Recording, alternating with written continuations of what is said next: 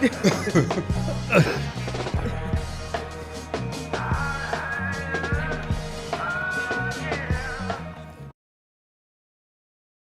back. Hey, welcome back. We have a temporary guest because, he just wanted to fill in while somebody stepped out for a second. So, he might just start go freestyling. You never know. You never know how it happens. So, you know what I'm saying? So, but anyway, today, this is going to be fun. I promise you, this is going to be nothing but fun for the next 10 minutes. Today, we're going to focus on a lot of fun stuff today. Before we get started, I got to get a couple of announcements out the way. So members, all the members that are signed up are paid members. We have a private Facebook group. And in that private Facebook group, you should be receiving an email during class. Make sure you sign up for the Facebook group. Once you're inside the group, that group will be a space where you can access other paid members. There'll be daily articles dropped in there. There'll be all kinds of stuff. So, for example, it's almost like the Twitter of the Hope class for just you. So it'll be very curated with all kind of articles and concepts and daily inspirations. And also, too, it'll be a place that, for example, I think at the beginning of the year, there was a member who was working on a new business plan, and they had some questions. And there's places where you can just kind of like summarize your questions and post it in the group and allow the art of ideation to expand your choices or your ideas or your options. And so just look out for that email. And once upon receiving that email, make sure you join the private Facebook group. It's a private group. It's not going to be listed publicly. It's only for Hope members who are paid members. And this is also for eventually we want to set up where, hey, if you're traveling to a certain town and there's another Hope member in that town, you can actually hit that person up in the Hope group, let them know you're coming out there and have other entrepreneurs you can engage with. As you all know, once you become an entrepreneur, you're not talking the common language of the common people anymore. You think different, you talk different, your emotions are even different. Your responses are different, your analysis are different. So, if you go into a place where that difference is overrun by another way of thinking or the popular crowd, after a while it becomes a friction point for you. So you got to have some other entrepreneurs you can just tap every once in a while and have those conversations or explore certain ideas, or when you have those discovery or aha moments, you can share those aha moments with other entrepreneurs. So just make sure that you connect to that. If this is your first time on YouTube watching us, or if you're on Facebook, make sure you go to YouTube and subscribe. We need all the subscriptions we can get because, once again, we're trying to raise the one of the purpose of giving this class away free is we're trying to disrupt some of the basic conversations. If you took the last two classes, the disruption has already started. Mm-hmm. And we plan on continuing to disrupt moving forward. So make sure you subscribe. And our goal is, once again, to change the conversations.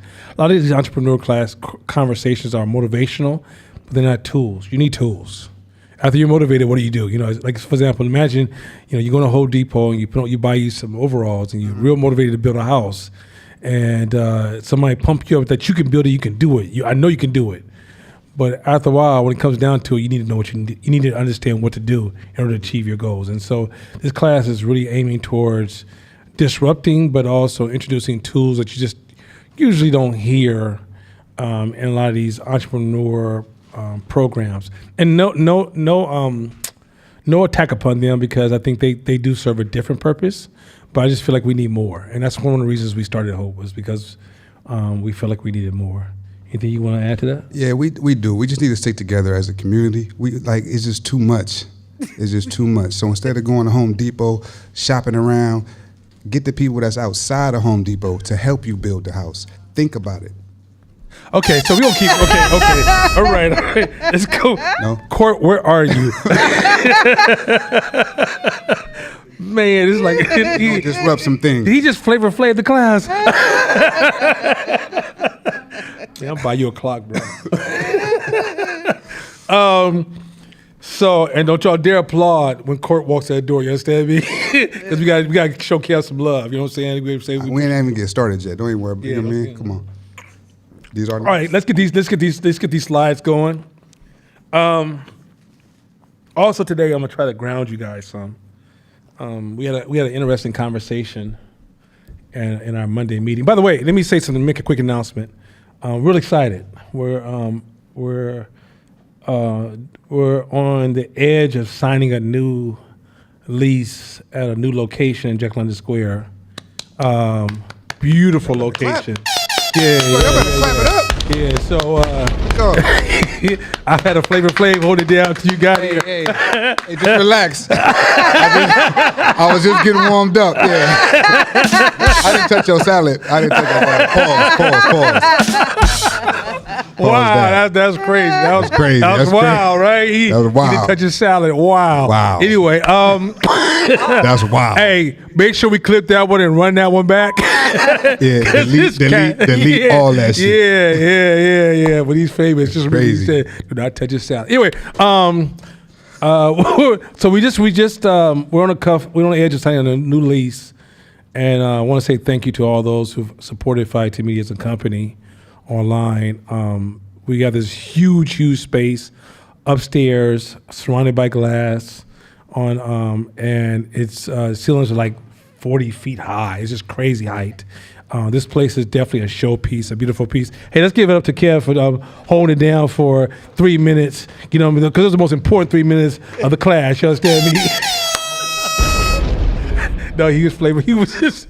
You should go when you get a chance. Go back and just hear his soliloquy. Is cold blooded. What's up, y'all? So I just want to thank you guys. I'm really excited about this. This space is really the building was built in 2018, so it's a brand new building.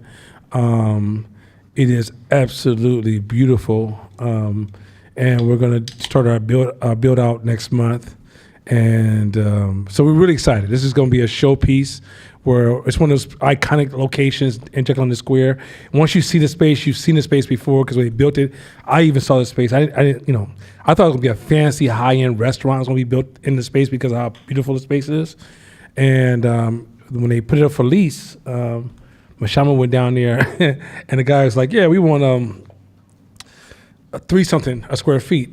Mashama looked at the man in his eyes and said, I'll give you $2 a square foot. So, and the market in Oakland right now, the guy said, back and forth about 3 or 4 times, he went with the $2 a square foot. So we got, like I said, over close to 3,600 square feet at $2 a square foot. That's one. 2 is, and that's nothing to be aware of this too. So, the news has been pumping up Oakland as being, full of crime heavy. But if you drive through Oakland at nighttime, there's more business people just walking around than you realize. So Oakland is actually doing a turnover. There's a lot more building, a lot more development. Like developers don't come out and start redesigning buildings if it's a desert out there. So I know you guys are watching the news and they've shown you every car break-in known to man. They don't miss a day of talking about crimes and break-ins and shootings. But if you actually go through downtown Oakland, it is actually it's changing over. Let me just say this because I try to speak towards black folks so we don't get caught up in this gentrification stuff. Because gentrification is a natural evolution of human beings. Like people move in, other people move out. People move in. That's how. If you look at history, at one point, the first oppressed group in Oakland was the Chinese community. They used to walk them down the streets of Broadway and call them dirty trash and walk them in chains. They used to say they didn't want Chinese in the city because they were dirty people. They went through some cold-blooded oppression. Then it was, when the KKK was developed in Oakland, it was ethnic whites they were against. So Italians, Jews, anybody that was not Anglo-Saxon Protestant got that heat, right? And then the Oakland became an anti-union city. So it was beating up anybody that was tied to the union. And this is when police and KKK and the Hells Angels collaborated to beat up union people. Then came Latinos and blacks, right? And at one point, Latinos had most of West Oakland, which most of y'all don't know that. And then they migrated, where they got kind of pushed out and migrated towards Fruitville. So migration, people are constantly changing positions. If you look at human history, it's rare one group just stays in one area for like 10 generations. That's almost close to unheard of. But so one of the things I want to warn you guys is that I know you guys are buying into the Oakland is trash narrative that's being pushed by the media, buy now. If you're gonna make that move, make your move now. The cost is going to, you have so much negotiation power right now, because when Kaiser made this announcement that don't tell his employees not to go outside because Oakland's not safe, property values just plummeted, like literally overnight. And so business areas, like there's more for lease signs in downtown Oakland and around Oakland than you've ever seen before. Make your moves. Make your moves. Don't sit back and continue to ride the tidal wave of other people's emotions. And then when the market shoots back up and there's new owners in town and you're going, oh man, I should have, I could have, or oh, this is racism. Don't do that. Don't blame. Just here's an opportunity. When things are down, buy. When things are down, make smart buys, but buy, right? So I just want to say that real quick. I'm not, but yeah, Oakland we sat, I sat through Oakland many nights just watching the human traffic. It's changing fast, man. It's changing fast. This is about to be Brooklyn. I don't know if y'all ever been there. I used to hang out in Brooklyn like back in the 90s and 2000s. It was blacker than black. Go there today and it's just white mothers with babies and children and hipsters, and it just doesn't feel like Brooklyn ever existed. Mm-hmm. So I'm warning y'all, like, Oakland, like, I live in East Oakland, and I'm starting to see white people at nighttime at 6 o'clock walking their dogs. So the moves are being made. People are making a purchase. And the way it usually happens is the art community comes in first. And the white art community buys first, right? Because they have the more comfort and tolerance, right? And then as they move in, then businesses come in to support them, and then business interest follows that, and that's when gentrification actually happens.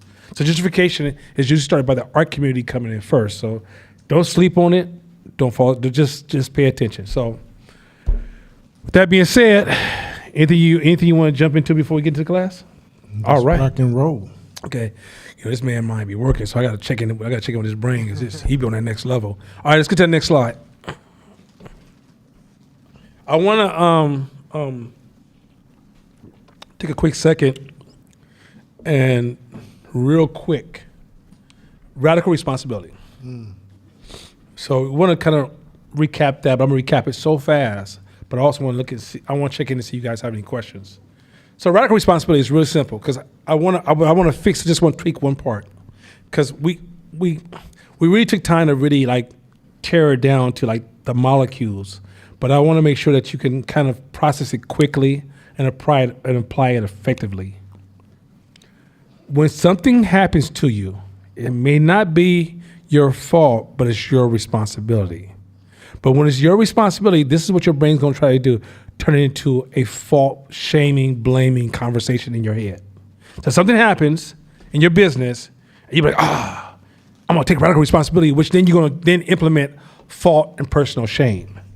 But what we got to at the end of the lesson was, at that point, this is the critical point. So something happens in your business or your personal life or anywhere, you say, I'm going to take personal responsibility for what just happened. It doesn't mean you understand why it happened or how you caused it. You don't need to know that. What you want to ask is, this is the most critical point. At that point, to avoid your brain from getting into personal shaming, you say, what can I learn from this? Just start. It's literally, radical responsibility starts from, I'm going to take ownership. What can I learn from this? Not, I'm going to take ownership. It's my responsibility. It's my fault. I'm going to take care of whatever happens. It's on me. That's how we roll in our community, right? No, I'm going to take responsibility for what happened. I don't really understand how I created this. What can I learn from this? If you just do that right there, that quick trigger. Otherwise, if you go straight from, I'm going to take radical responsibility, it's my fault, you may learn nothing. You just sit in a space of shame. You're literally just shrinking yourself every time something happens to you, like, see, I told you I'm a failure. Your brain really can't handle that. Your brain is not, that is actually an attack on your critical resources. Like, your self-value is a critical resource to your existence. If your self-value shrinks too low, it is dangerous for you as a human being. So when something happens to you, I don't want you to rush to blame and shame. I want you to rush towards, what can I learn from this? Even if you think you understand what happened, because yes, you can't control everything. Like, none of us control COVID. I didn't have control over COVID. You didn't have control over COVID. Nobody had control over COVID.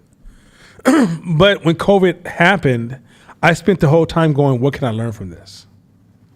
And what it did was it empowered me to perform different as a business.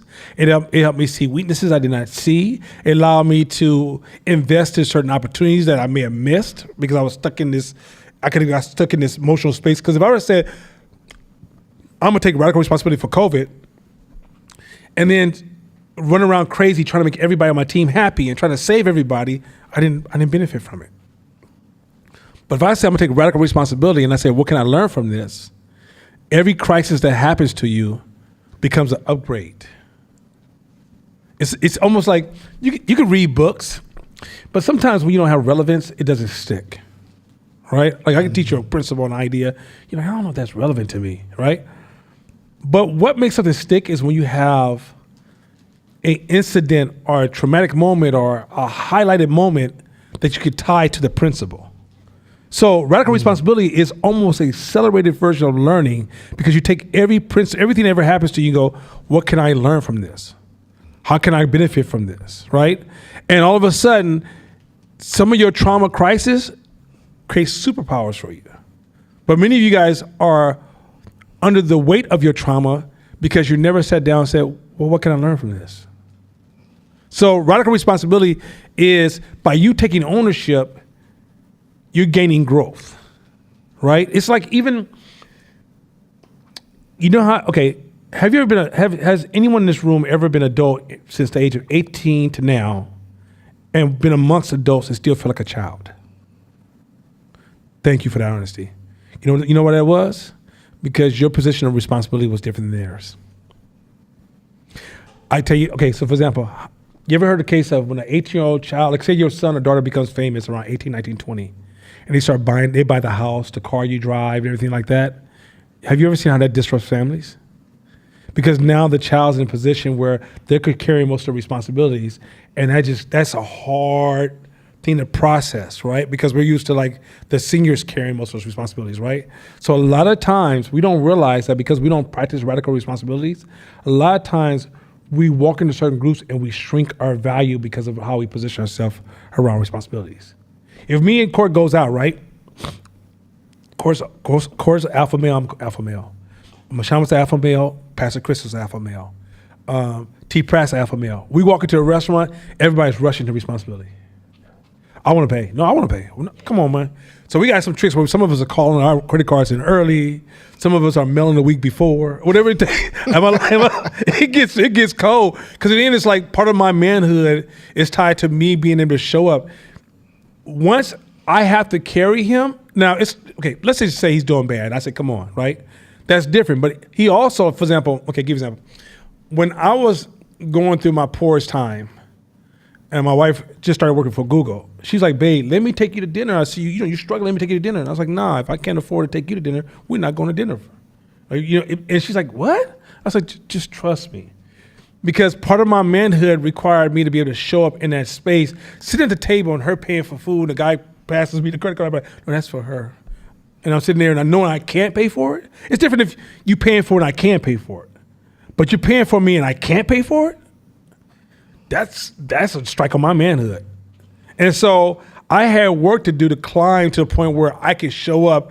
And so now we both can pay. So sometimes because we both can pay, she might say, I'm paying tonight, and then I'll pay the next day, and we go back and forth, and it's no big thing. But when I can't pay, I'm on emergency. I'm like, this is siren with red lights going off inside my brain like, oh, this is not good. This is not good. So if Court says, yo, man, let me pay for you to come with me to Las Vegas, I'm not going. What? Because in the same token, don't pause me on that one, because you might be like, it might be a conference or something. Let's make it clean. Or basketball, AAU, that's the shit you do. But you might be like, yo, come to this basketball thing with me, right? I'm not going. Because that means I have to look at him every time I'm hungry. I got to look to him every time I want to do something different. I got to look to him. And when I was young, I was taught by older men, don't walk around without no money in your pocket. Like that's a basic rule, right? So part of your adulthood and your positioning of your adulthood is tied to your position around responsibility. So is there any questions around radical responsibility? Is there any confusion, distortions, struggles around radical responsibility that just like, hey, I want to, didn't register last week, or any questions from last week before I go into empathy? Shakina should have her own. Wait, you didn't give her own microphone, bro? You know the rules. Man, because you eating all the time. That's what you doing. You know the Yeah, rule. you know what I'm saying? Christian, I was just going to say that. You wearing looser t-shirts now so you can look thin. Go ahead. So this is a question more so geared towards, with radical responsibility, at all stages, like on the drive here, Gabrielle and I were talking about class, and she was like, you think it's going to be interesting? And I was like, class is always interesting. And she was like, yeah, but for like a 14-year-old, is it going to be interesting? I was like, again, class is always interesting. It's whatever you decide you want to focus on. And I'd be curious if you could speak to, you did say true, and I would love for you to speak towards how at any stage we can take radical responsibility, not just as adults. Well, I think there is a degree of responsibility as a younger person that we start teaching children. So, and I think the way we destroy it as parents is when we talk about the school, the teachers in front of our kids. I made that mistake. Oh, the teacher, what's wrong with your teacher? Oh, what's wrong with that school, right? And like, there's a problem with the school, just get the kid out of school. But if you talk about the school in front of the student, in front of the child, you just told the child that it's not your fault, it's their fault. The reality is that, one thing I had to process is that the world is never going to be curated for anybody. You don't get to have a curated world. Like if you go work at a company, you're going to have some smart people, you're going to have some people that you don't understand how they even have a brain in their head, right? And that's all part of reality. You're going to have some nice people, some mean people. Some people care about you, people don't give a shit about you. How do you continue to thrive in that environment of diversity, right? Because diversity is everything. You got somebody racist in the room. You got somebody who's over pro-black. Or they just a little bit too pro-black. I don't understand why you got a dashiki on, brother, at the swimming pool. And like just doing too much, right? You can have, but all that is part of our reality that we exist in, right? And so that's one. Number two is that when our children come home and tell us what happened, don't ever join them in the gossip, because this is really a parent conversation. Don't join them in the gossip. Once you join them in the gossip, you're once again pointing and focused on blaming towards others. 3, can you take the conversation? Let's say you're at home and you're watching say Trump triggered you or some shit, or some politics triggered your thinking. Can you respond to your trigger and then immediately come after, maybe within 5 or 10 minutes, go, but you know what? What can I learn from this? Right? So how do you model? Because if you haven't modeled it and you tell them to do something, they're only doing what they see. Like at the end of the day, it's like the environment trumps your feelings. Even though today we think feelings are more important than your environment because of social media, right? But environment trumps feelings. So did we design a radical responsibility environment to maximize radical responsibility type of outcome? Yeah, it's and then also too, here's another thing too. Are we raising our children to take on adult responsibilities as children? And do we show them the line between what you're doing here and what it means to be adult and show up in this world? Are we constantly drawing those lines for children so they can understand that these are the responsibilities that you have to own as you move forward? Or are we just trying to survive and take care of our kids as babysitters? Like, these are real big questions we got to ask ourselves, and parents to really like drive. Radical responsibility is a combination of really like examining the traditional black parenting doesn't carry radical responsibility within the infrastructure. It's more of a finger pointing, blame, finger pointing, blaming. Like, even when a child's young and you're like, why are you always doing dumb stuff? Or why are you being bad, right? That's not radical responsibility dialogue. It's like when my daughter does something, she'll do something, I'm like, okay, you did that. All right, so how are we gonna move forward? What are we gonna do about that? What could you have done different?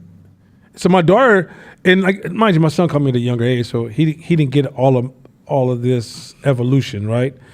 But my daughter's getting this cold-blooded evolution where I walk through the doors now, and my daughter makes an announcement of what she did bad.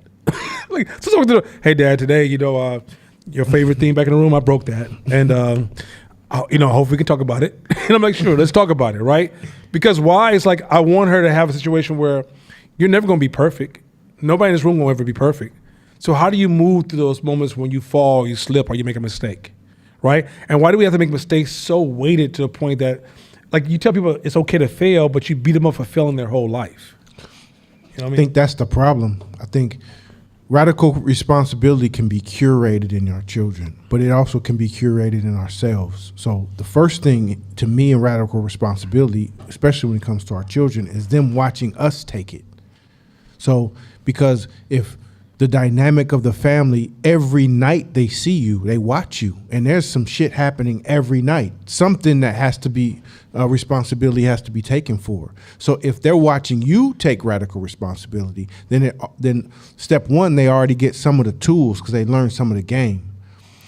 But the other thing is it can be curated in real time with them. So it's like when they do something that where they, like you said, when they make a mistake or when they break something or where they lose something, then if you start curating, hey, what can you learn from this? What are you going to do next time? What are you going to do next time? Then that makes them think, well, what can I learn from it? And over time, that becomes a default in their mind when things happen at school. And next thing you know, they become leaders wherever they are because radical responsibility that's taken, those people separate themselves. And at whatever age, you can tell who takes radical responsibility because they may even be the youngest people in the room, but when there's trouble, they go to that person to fix it. Hey, this is what happened. And you'll see them moderate the room because they known for radical responsibility. So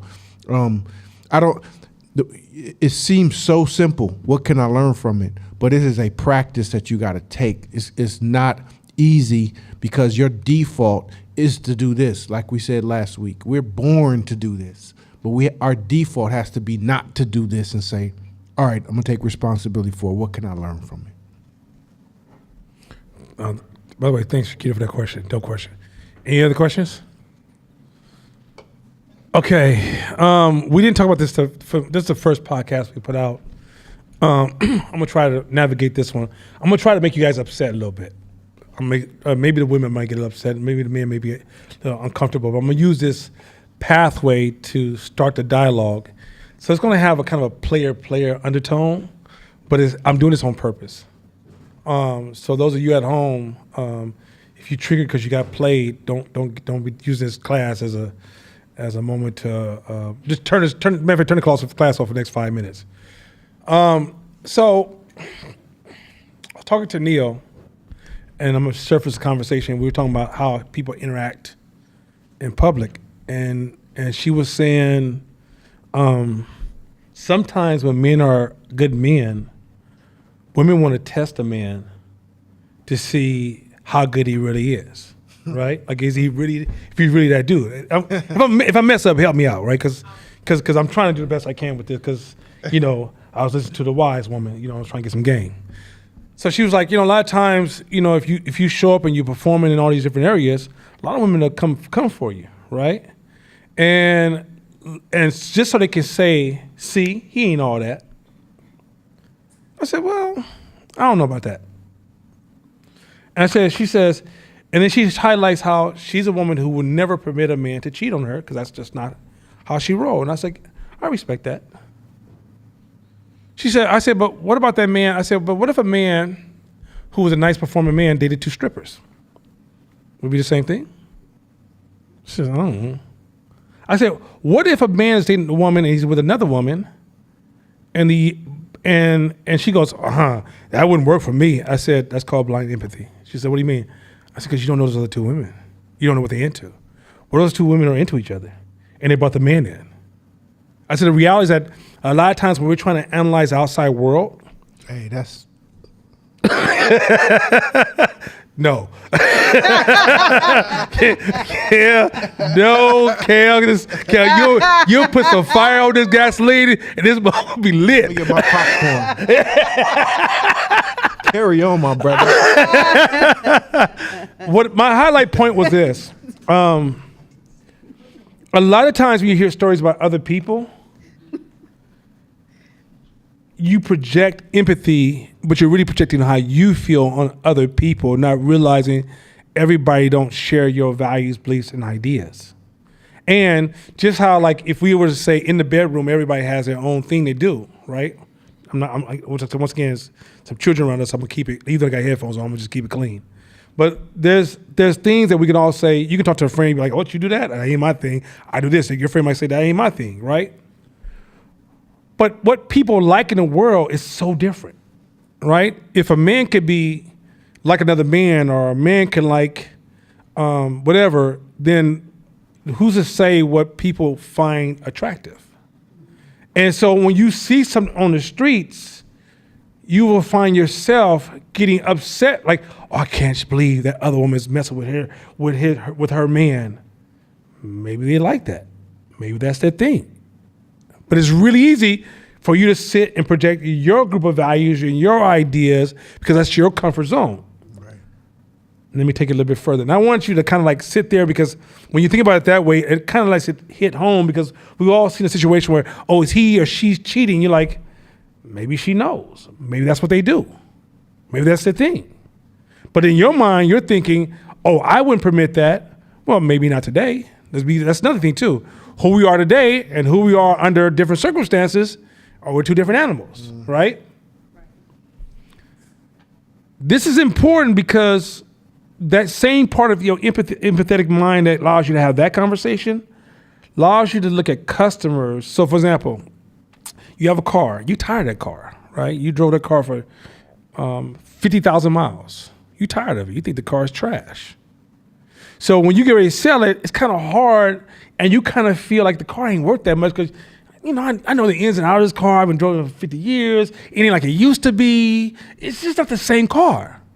So when you go into negotiation and the person says, man, I'll give you $10,000 less, you're thinking, yeah, maybe it probably ain't that much. The car could be worth $20,000 more. But your empathy of, I wouldn't buy if I was him. I think he feels like this. He looks like he comes from that. I believe in, your empathy destroys even frontline sales, frontline negotiations. A lot of times you're sitting in a room and like, oh, they can't afford this product. What? How do you know they can't afford this product? Like, doesn't it blow your mind when a kid could come home with a $300 pair of shoes? And some of us go, well, when I was a kid, I could afford a $100 pair of shoes. So then you're projecting what your childhood was like, assuming the customer can afford that. Or you may see something as an investment opportunity and be like, well, I wouldn't invest in it. You have to realize it's this thing called blind empathy. And when you try to think about what others would do, often you're just looking at yourself. And in looking at yourself, you're not even looking at your whole self. You're looking at your temporary self. So empathy is not necessarily, I call it blind empathy because there is a version of empathy. For example, if somebody says, my mother just passed, my heart goes out to you. But it could be blind because you could have hated your mom. Your mother could have been abusive your whole damn life, and it is a weight off your shoulders. It's kind of like a happy cry. I don't know what people go through out there, right? There's such a variations of what people go through out there. Our assumption game, I remember when our first office was right around the corner from it was like 5 blocks from the whole stroll. So sometimes if I had to take 880 to get home because something happened on 580, I would pass to the whole stroll. Those women didn't look like prostitutes. Like in my mind, I'm thinking prostitute would look like, you want this, daddy, right? Oh, Wow. What kind of howl at me? And you thinking, so I'm thinking, I'm driving down the street, I'm thinking like, okay, these gonna be some pathetic looking women. Oh my God. I'm driving down the street like, it's nowhere in the world. It's impossible, right? You don't know what people's stories are. Now, here's the thing. So I'm got empathetic. I'm like, oh my God, man, we gotta get these young black women off the streets. So I talked to this agency who works with prostitutes and say they work on getting young women off the streets. She's like, it's not as easy as you think. You go get a woman off the streets and she'll call her pimp, and the pimp will bust in your house and take the woman back out in the streets. She'll call her. He's not a detective. She'll call him. So the level of trauma that people are going through, a lot of times people won't try to solve a problem in society or build some society or sell some society or negotiate with other people or look at your employees. You're projecting. You're projecting.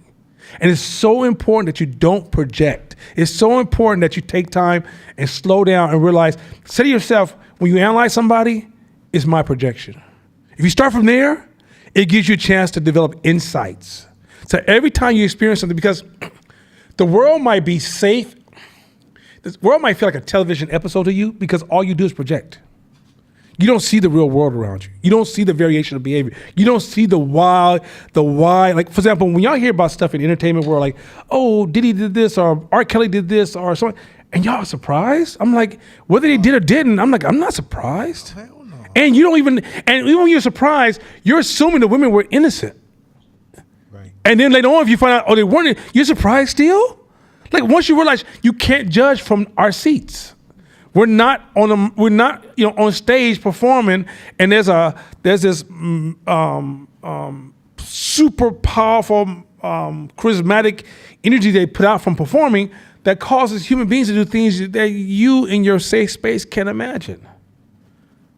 So I'm saying to you guys, as you move through this world, because I'm starting to watch this stuff, like a lot of this cancel stuff I see on television, I'm like, y'all know everybody's hella imperfect? All of us are very imperfect, but we can't see it, but we're all imperfect. Mm-hmm. And so before you judge, just slow it down a little bit and work on insights. Just take a minute and go, okay, I see something happening in front of me. I wonder what's up. Now it's different. Somebody goes, yo, this person is beating on me every night. And even in that situation, have you ever heard about that? When I was younger, I learned if you see a boyfriend and girlfriend outside fighting, do not jump in the middle. If you beat the dude down, the girl could shoot you from behind. That's a reality. Cops hate that space. If you ask the police officer, they hate showing up to domestic violence because things can go south real fast, and the damsel in distress is not necessarily a damsel in distress.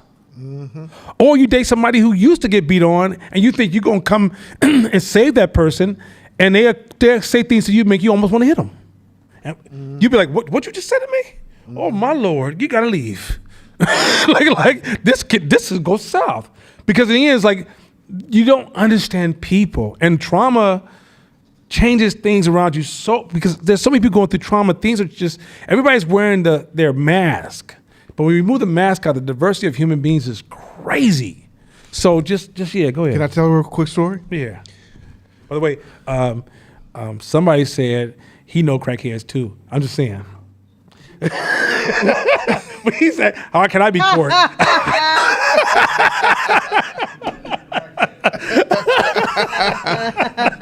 I didn't say it. Somebody said that. I'm not gonna say who said it. Crack hit hard in the 80s. There's a lot of people. You feel me?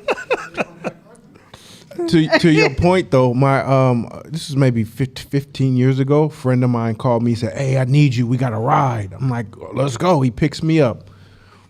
First of all, we start pulling up into Sabrani Park. I'm like, "Oh man, this is a bad idea." Man. But I said, "I'm riding." We pull up to the house, open the door, and it's a domestic. It's a husband and wife. The wife called my friend, and he called me to back him up. So we almost end up losing our life out there to protect this woman who called him to come save her, and who ended up going back with him 2-3 days later. So you're gonna risk two people's lives not knowing the situation and how people think. You don't get in the middle of that. Us as human beings, we have so many layers to us, and a lot of those layers are completely broken, or they're dichotomies of how we think. So we may think a certain way, but 4 layers down, the behavior in us is so strong that we contradict what we think and say, but that behavior is so strong we do. So this is so important. I don't want it to go over nobody's head because it's deep in terms of how you used to say last year, get out of people's pockets, get out your customers' pockets. But you also got to get out of people's lives, get out of people's thinking, get out of people's emotions, get out of people, period. Like stay out of your opinions of how you think they behave or why they're doing it. Stop judging. That's some Bible. Oh, that's some easy Bible stuff. Basic. Like, hey, if it worked for them, that's cool. Because you might be judging something today, and 3 years from now, you might be in the thick of it doing the same thing. So be careful with that. Yeah, our next podcast we're gonna put out, it's gonna start with Jim Jones, and it's gonna hit you in the chest. So, like, maybe listen to it in the daytime, don't listen to it at nighttime. But it's a hell of an analysis and some dope ass lessons. And what you discover is that like there was 700 people who committed suicide and they killed their kids. Like, this is why you don't play with certain things in life, because you can shrink to a space. If you're going down a certain rabbit hole, you could do things that are unimaginable to yourself right now. That's why it's like why do I fight to stay close to my best? It's so I don't discover my worst. Because my worst can lead me into places I can't even imagine. I don't want to imagine, right? Jim Jones' story is a analysis of how human beings can shrink to a space that's unimaginable, right? I mean, even when you looked at how in war and how the first attack on Israel, like when you hear the details, you're like, I can't imagine that on no level. Can I ground y'all for a second? I'm gonna show y'all how much you're not grounded. How many of you guys have kids? Raise your hands. Okay. Some of y'all are in denial. Okay, cool. Imagine you guys voted me in as president of California. Is that cool with that? You're cool with that? Imagine y'all just somehow I'm the president of California. Imagine I give you a call tomorrow and said, send your children to me to die. Stay with that for a second. Send your children to me right now to die for the survival of us all. Y'all have gotten so disconnected from reality that you don't realize that is reality. There was Jewish kids in Stanford, and they got a call from Israel, come on home, and you might not make it. When World War II happened, there were whole towns emptied. Imagine all these kids, they turn 18, war's over, they're all gone. They're all gone. Like you guys this has been human history our whole life, but we've had a gap here where we haven't seen war for a minute. But this is part of human existence that a lot of times humans have to die for the overall group survival. Meaning that you are mainly here to protect the group. Yet today you brought into the illusion of individualism. It's all about you until you realize it's not. Mm-hmm. This is a hard grounding, but I want you guys to really, like, if the group falls, you do too. You don't get to live beyond the group. The group doesn't get to, like, if police officers start to fear our brand and start to kill our brand, your innocent child going to CVS could be killed. You heard about the boy in San Jose who disarmed another cat with a gun. Police officers runs up. He see black dude gun. He's firing, right? He didn't get to escape that because he was a good kid, saved the community from another dude with a gun. We don't understand how, like, we live in a world right now where everybody's on social media and TV. Like most of us are the first generation of TV or internet. And in that world, it really champions that feelings over everything. Your feelings over everything. What you feel matters more than anything else. But what we know in marketing is that environment is actually over everything. So people could tell you this is what I feel, but if you put them in a certain environment, the environment will dictate the outcome time and time and time and time. If I have to play this, if I have to play the numbers, if I'm in Las Vegas and I'm gambling, I am not gambling on your feelings. Low percentage of outcome.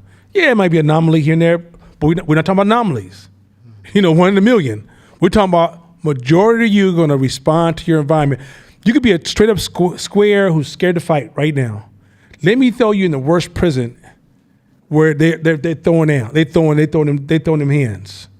All of a sudden, I come pick you up 3 years from now, you kind of buff. You got all kind of new boxing moves. You telling me about, like, when cats run up on you, you got to put your back to the wall. That way nobody can get you. You know what I'm saying? That's how you got to get down. You know what I'm saying? But you was just a scholar 6 months ago, 3 years ago. Right? So what I'm trying to explain to you guys is that environment rules. But here's the funny part. Because we move thinking that our beliefs are more important than the environment, we're creating personal distortions of what we can and cannot do. It's amplifying distortions, right? So you start saying, I feel and I believe and I think with no research, no insights, no testing, just I feel and I believe and I think, only to discover that the environment will continue to win. But the more you can ground yourself to the reality you exist in and allow your feelings and your thoughts to exist within the reality you exist in, all of a sudden it's a different animal. Your outcome's gonna be totally different. But if you're running around going, well, I felt I could just go in this place and do what I wanted to do. I don't understand why they call the police on me. You felt that, but you don't understand the reality of the world. Like, okay, you get a job, right? A lot of times when I see employees disputing with the management team, it's because employees are living in a should and feeling world, not in a reality world. This company is here to make a profit, y'all. All the other shit you just said, don't matter anything. They're here to make a profit. If you're disrupting that profit, they have to override their likes for you. They gotta get rid of your ass. Straight up.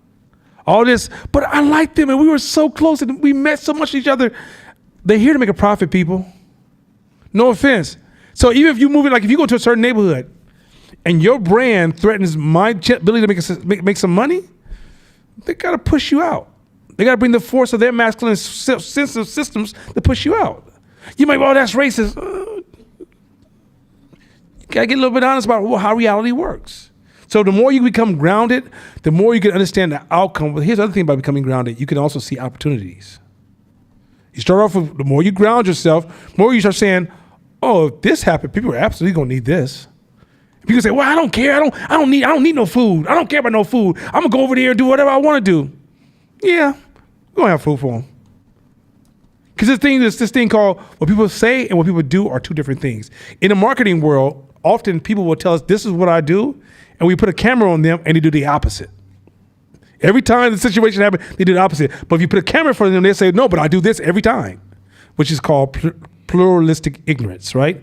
And what happens is that what we discover is that what people say and what they do are two different things. Well, now in this modern day world, what people say is getting more and more focused attention, and more it's becoming more and more empowered, and people are really believing that what they feel and what they say matters more and more and more, even though what you do still controls the outcome. Still controls the outcome, no matter what. And we literally can't bring those two conversations together in today's modern day culture, because we have never in human history had this broad of exposure to this many people in our lives, in human life. Usually we're used to a crowd of 50 people, right? And those 50 people, let's say one of your boys like, I'm gonna start doing this. And we doubt it. We'll watch them. Oh, that shit's stupid. And we out. Now somebody go, I'm gonna do this. And then 1,000 other people online go, I'm gonna do it. And all of a sudden be like, okay, it's real. You saw no samples, no outcomes, no long-term effects. Nobody became rich, nobody became poor. All you saw was a contagion of people agreeing with somebody, but your brain doesn't know how to separate the contagion from evidence. Is that shit cold? You live in a world where your herd knowledge, all your life as human beings, you use herd analysis and herd, you examine the herd behavior to pull some of your intelligence. Now the herd is distorted because everybody goes online to do what? Lie, exaggerate, amplify. I'm gonna show you why a lie is not necessarily a lie in a minute. But everybody goes online to exaggerate, and so in their exaggeration, you're using that model to define who you are, and you wonder why some people are so many fucked up and depressed. Because they live in a world where I should, and you should, and they should, and we should, and they should, and I feel like I should, and none of that shit's real. Like if you watch, they say online, most of America spends 90% of their year going back and forth to work. They take that 10% and they throw it online like that's how they living every day, but they don't show you every day. I'm getting up in the morning, I'm getting dressed, I'm drinking my coffee, I'm getting on the train, I'm going to the office, I'm sitting at my desk, I'm in meetings, I get home. They're not taking pictures of that shit. And in your brain, you think, man, I've been married to this dude for 7 years. This shit is boring. We don't do nothing. Cold game. I look online and everybody going on trips to Dubai and it looks so glamorous. I'm wasting my life. I'm gonna divorce this man. I'm gonna divorce this good man. Meanwhile, it's all bad after that. It happens. Fatality. It happens. Here's another statistic. We talked about it on our trip. 2022, more people committed suicide than any time in calculated history in America. History, meaning from the day they started counting suicides, 2022 was the highest suicide year.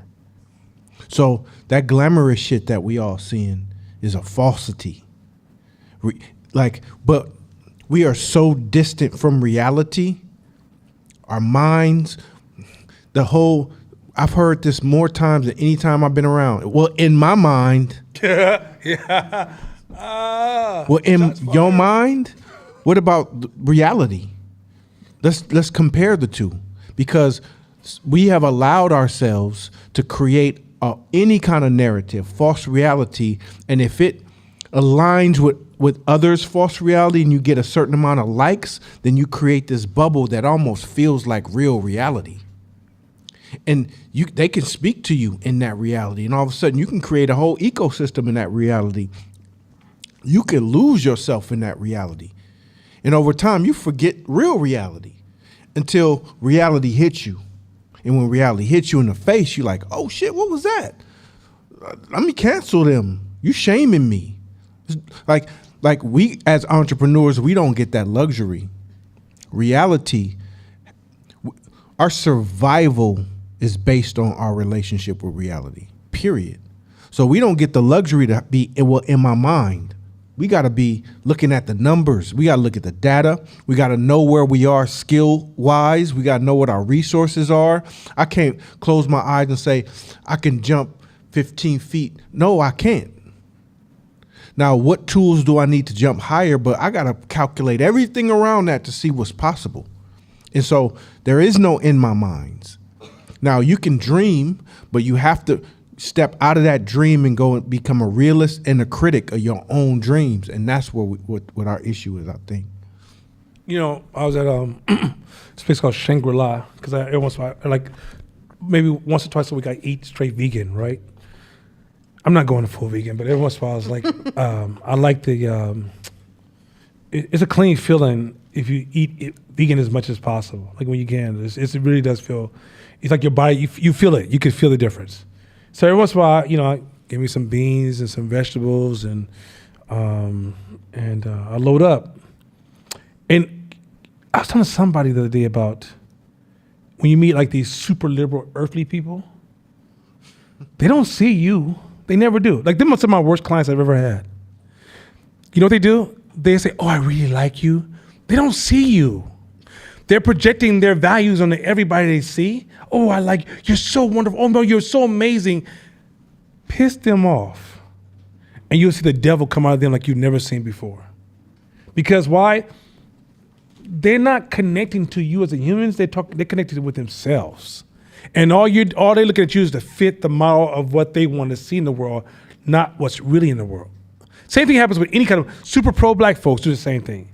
You know what I mean? Like, people only see what they want to see. You see it in some super religious people. They don't really see you, right? In business, we can't afford to move like that. We got to learn to see it for what it is. And it's not good or bad to us. It just is. It's just it. I don't have no feelings of like, I don't need to walk around feeling happy and goofy every day. Right? That's just weird. For me, that's hella weird. I don't know what to do with that shit, right? Hey, bro, you said somebody's salad earlier. You let it go. I'm just saying, I don't think I know you. You're my brother. I know how you come for me. So, hey, I'm telling you right now, if my brother gets the microphone, turn that shit off. I don't fuck with him when it comes to that. No, this. I promise y'all, those of y'all don't know him, Kev, Irk, however y'all know him, if he ever decides you want to tell cap for or you want to go come for him online, don't. I'm going to warn you. He's a master at these caps. Too sarcastic. Yeah, he's on 10. Hey, look here, man, I don't never go too far with my jokes with him because I don't want to get mad. Like, he'll massacre me in jokes. So, nah. Like, society, I got him. Him, don't got a chance. All right, so that's enough of blind empathy. You guys get the point of blind empathy, that when you see things in society, be slow to judge and quick to ask questions. Slow to judge, quick to ask questions. The more you judge, that shit will compound after a while, and you're trapped under make-believe. I used to have to say in the first year I taught this class, which damn near 7 or 8 years ago. The first class I ever taught was, I said, in order to master reality, you have to stop practicing make-believe. Mm-hmm. And trust me when I say this, make-believe, it builds up. It's like It's like what's that stuff in your teeth? Plaque. That shit builds up so fast, it's ridiculous. Go 3 days without brush your teeth. I do not want to talk to you. It's like it builds up quick. So anyway, all right, next slide. Let's go and jump into this. Okay, before we jump into this real quick, who's a good driver? Who's a good driver? Okay, who's better than most drivers? Okay, good. We're going to jump into that in 1 second. Great. That's great. That was great. I'll be doing donuts. You'll be doing donuts. Sideshow. This guy said, I don't be doing donuts. Oh, shit. I be doing noodles. All right. Shabisha, you ready to do this? I just want you to know, the rest of this week is going to be a joke about plaque. Oh, a plaque. Just want you to know. Hey, plaque is horrible when it builds up. Real quick, too. Okay, so as we get to this biological instinct, let me say this real quick.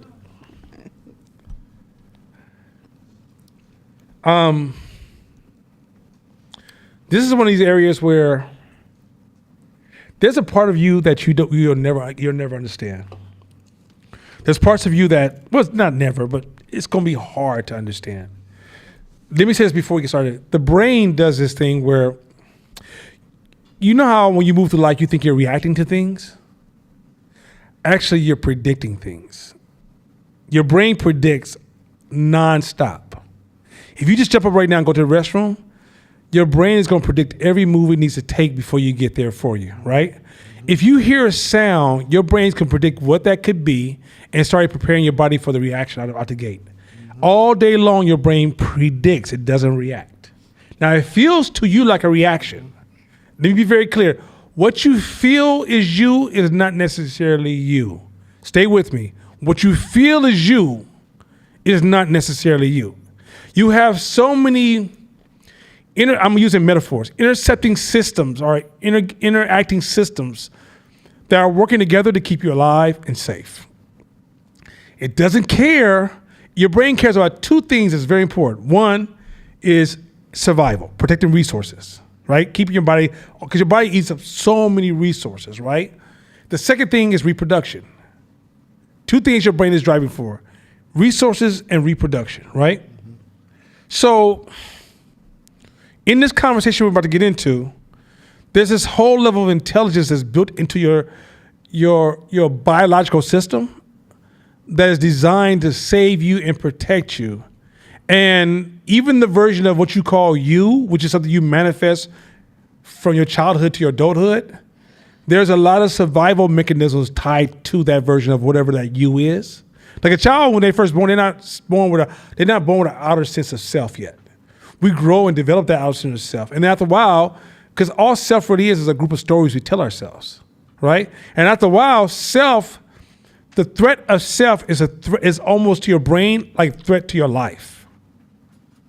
So that's why, like a lot of cats, like I heard somebody say the other day that, in the 90s, black folks killed each other because of, it was guns, it was stealing from each other, it was a little bit of disrespect, but mainly like we was trying to get each other resources. Like you got money, I got money. It was envy. Now, if you just threaten a dude's sense of self in the hood, that's death. That could be death. Even as a black man, when I'm walking through the hood and I'm talking to people, I know there's certain conversations I can't even have because that young brother or that young sister could feel threatened. Like not threatened like I'm going to hit them, like I'm challenging who they think they are. And so even when I watch these rappers, right, it wasn't like these young rappers was taking money from each other. Some of them just was threatening the value of the so-called self. So know that your sense of self is a critical part of like your brain equates that as your sense of self is equated to your brain as self, even though it's not self. This is important because as we get into this, I'm going to start doing some twisting and turning, and I'm going to have to, if I start to lose you, just say, hey, make that connection for me, okay? All right, Shabisha, ready? We're going to slow this down a little bit, so we do a little section at a time. Go ahead. Dear reader, let me introduce you to your press secretary. Now, the key word, don't forget this word, press secretary. That's a very key word to stick with that word as we go through this, because I'm about to give you guys so much fucking game. I'm going to show you how if somebody lies to you, they may not be lying to you. When somebody tells you a story, they may not be telling you a story. When somebody you think is deceptive, they may not be deceiving you. This is such a cold ass game. Go ahead. It's a mental module responsible for giving you confidence by making you look good to yourself. So, if you do not look good to yourself, remember I told you guys a long time ago, and this is important. In order to help black people, at some point, Kwame Ture told us this. You got to go do some work. You got to get in the community because trying to help black people from home, you don't see them. You don't see black people. You see maybe people in your circle, but you don't see black people. And one of the things I've seen that was very common from this work I've been doing for 8 years is the most common thing I run across is most black people don't feel like they're good enough. Now, men don't articulate as well as women do, but all of us, men, women, young, old, tall or short, we all don't feel like we're good enough, right? And so because you don't feel like you're good enough, guess what goes along with that? Self, right? So if you don't feel like you're good enough, your brain is working to make you feel good even though you don't feel like you're good enough. Let me say this again. Even though you don't feel good about yourself, your brain is working really, really fucking hard to make you feel good about yourself even though you don't feel good about yourself. Meaning that your brain is creating illusions every day to make sure that you feel good about yourself even though you don't feel good about yourself. You guys good with me so far? So most of us don't feel like we're good enough. I mean, and let me help you. Let me dive that a little deeper into our system. We've been suppressed since we've been in this country as a great group. We didn't grow.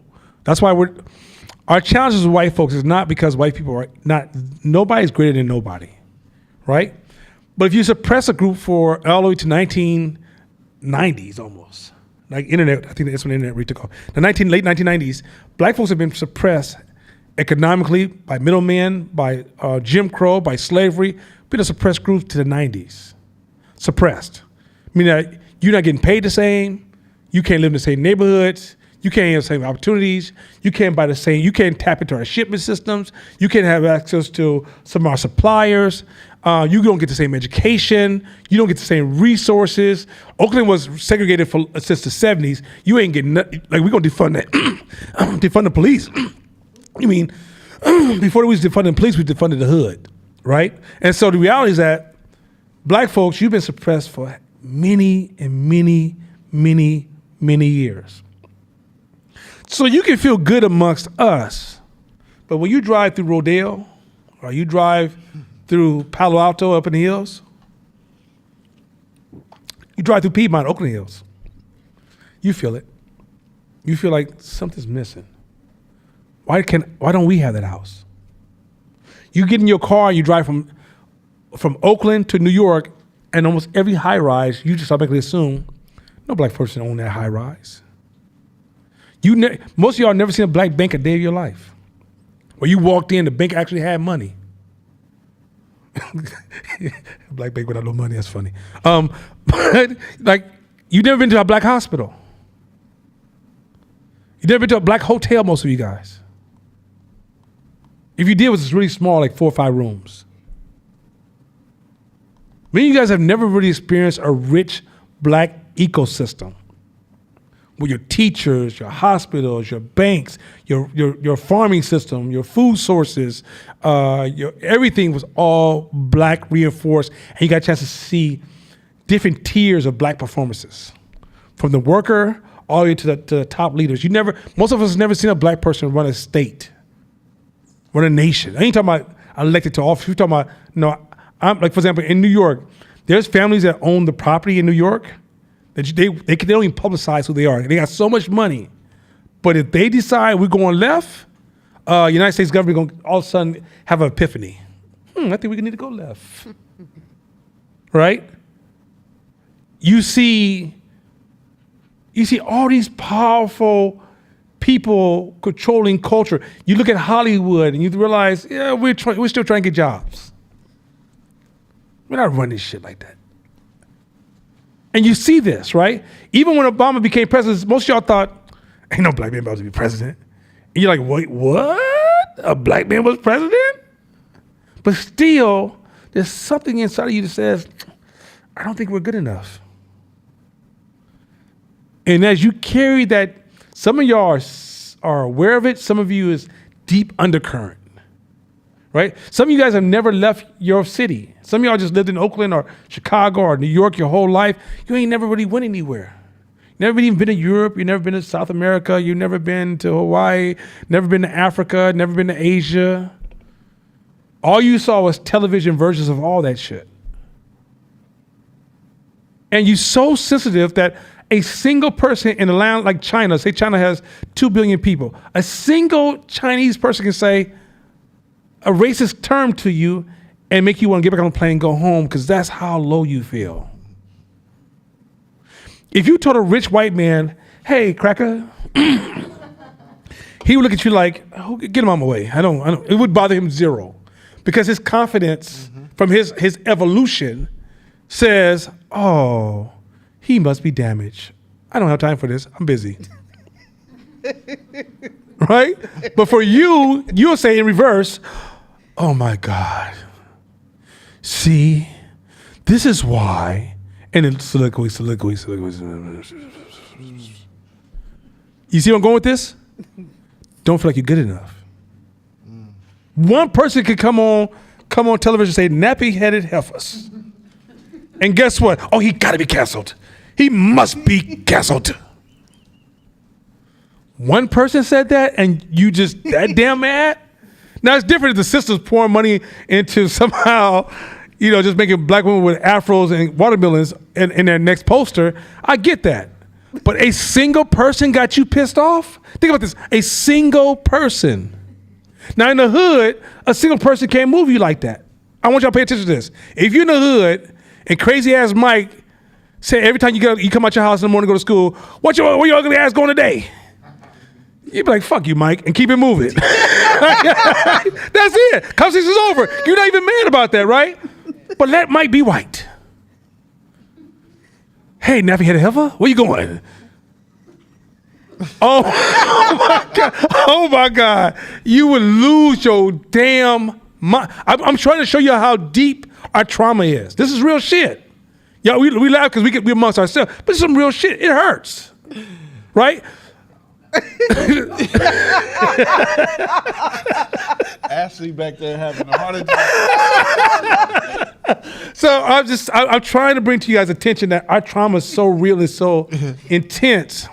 This subject is going to be much more. This is really a deep subject for us. It's really deep for us. Now, this is a subject for all people, but for black folks, this shit almost like this shit explains so much you see in our community every day. You're like, oh, I thought I was going crazy. Yeah. Hey, it's so true because we're already wired to look for smoke, not look for what's good, what's nice, what's beautiful. We're so traumatized. We're wired any moment to look for what's. Oh, see, that's why I thought. Or what do you say to me? Somebody can say a full sentence, and we wired to pick out the one negative thing and hop on the negative thing. When I went to China, go to China. As soon as I get there, all I hear is nigga, nigga, nigga, nigga. I'm like, the fuck? Really? Disrespect? Like, is that the term? So I'm thinking these Chinese people, when they see me, they saying nigga. So 2 days into it, I tell the guy who was my tour guide, what's up with this? Like, they ain't never seen a black person before. Why they got to use that word? He said, what word? I said, nigga. He said, man, that means that in Chinese. I'm like, oh, my bad. The whole time I'm thinking Chinese people are racist. But my ears are so wired to hear that word, boom, it pops out. And so because the whole feeling of, man, the feeling of not thinking you're good enough, your self-value is so low that all you do is look for ways to connect, to affirm your low self-value. So that's really the issue. Because like you said, once your value raises, you ain't sweating the small stuff. You can't hear it. You can't hear it. Can't hear it. When you first start your business, You're going to hear all your competition and all the hate and all the negative words people say about your business and your product and your talent, your skill, and what you're qualified to do. You're going to hear all that. You got to turn all that off. Because you're going to hear your ears will pick up on shit said 7 doors down. Did she just say I ain't shit? I think, oh my God. I walk down the hall, Lisa.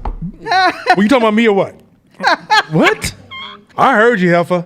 It was 7 blocks down. You said somebody ain't shit. I'm sure you're talking about me. You're going to hear all the envy, all the hate, and you're going to realize that the only reason you're going to hear it because you're too close to the ground.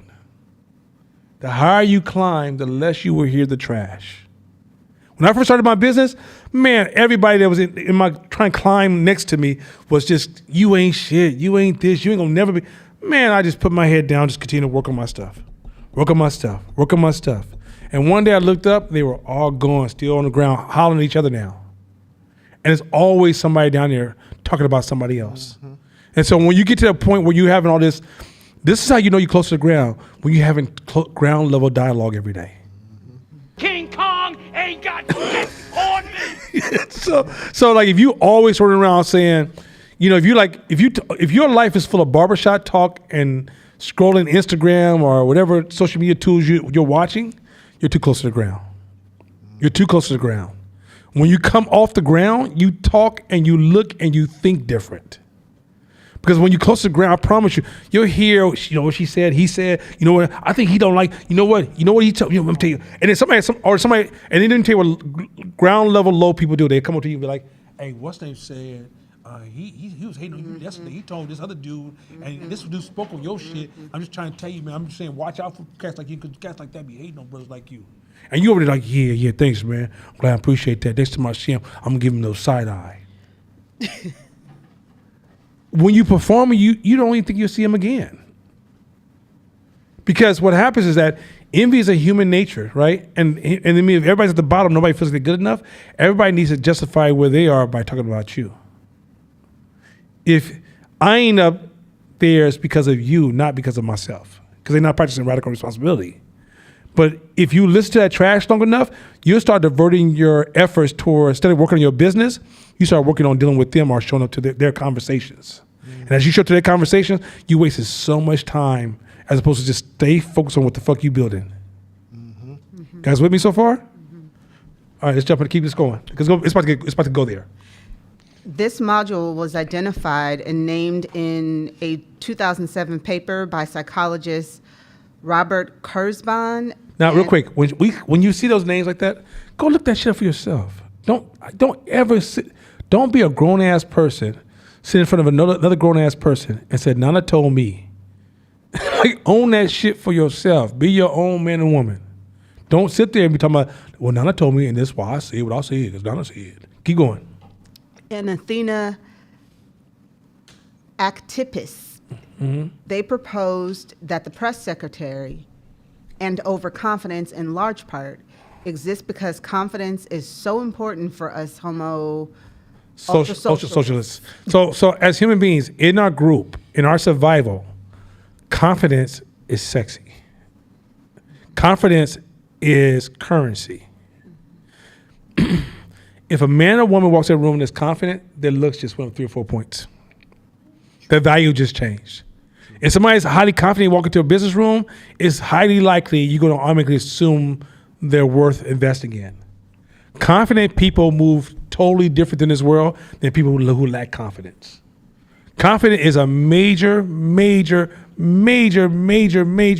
form of currency for humans in our social groups. So if you tax somebody's confidence, that also means they'll do what? Fight. That's like taking money. That's like keep your hands out of other people's pocket. Go after somebody's confidence. That's like taking their money away from them. Keep going. Confident people have an easier time attracting allies, psyching out opponents, and attracting mates. You understand me? I'm not saying it's just me. I'm just saying life has been good. Go ahead. Recent research finds that confidence is, in fact, sexy, even more than prestige. You better stop talking about me, girl. Keep going.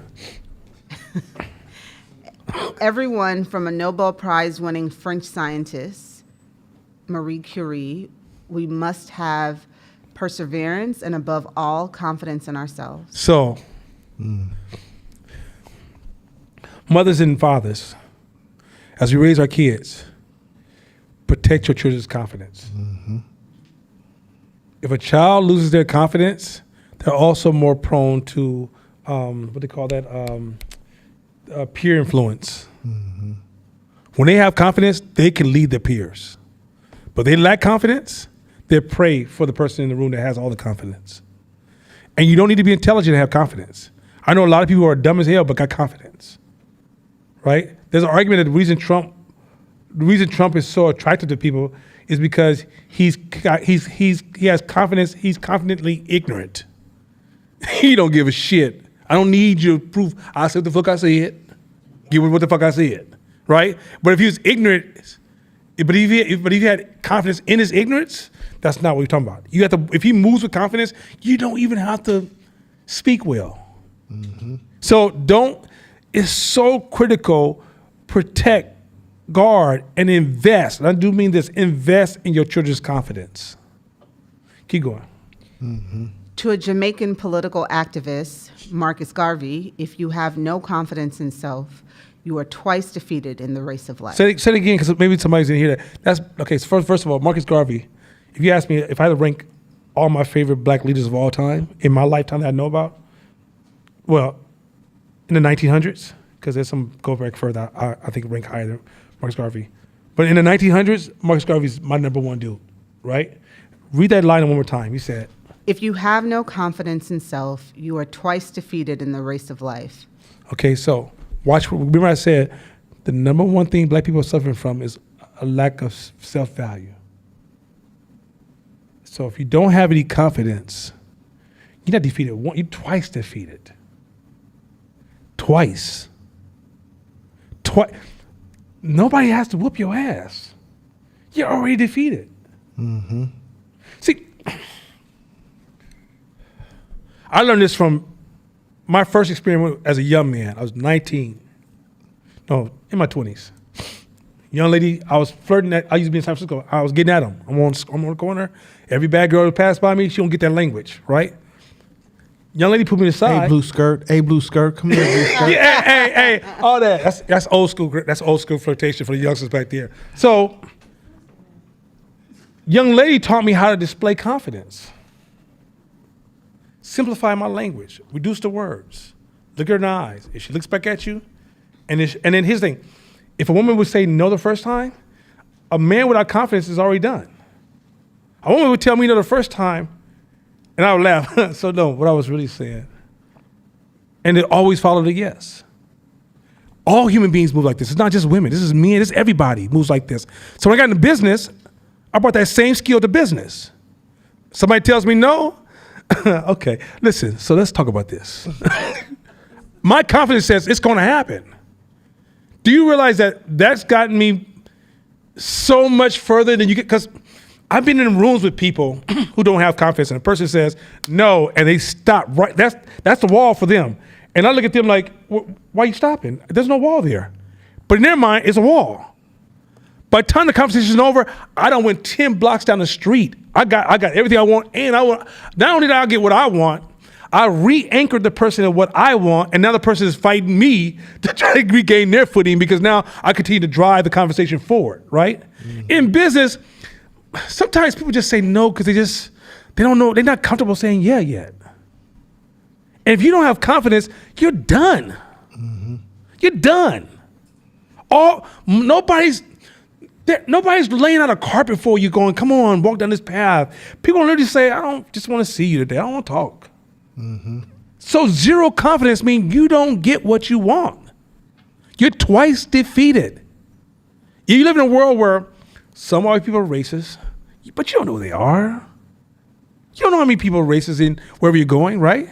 So what happened is that a lot of times you will walk into a space and let's say there's white people in the room and you don't have confidence. The first no, you're gone. The first no, you're gone.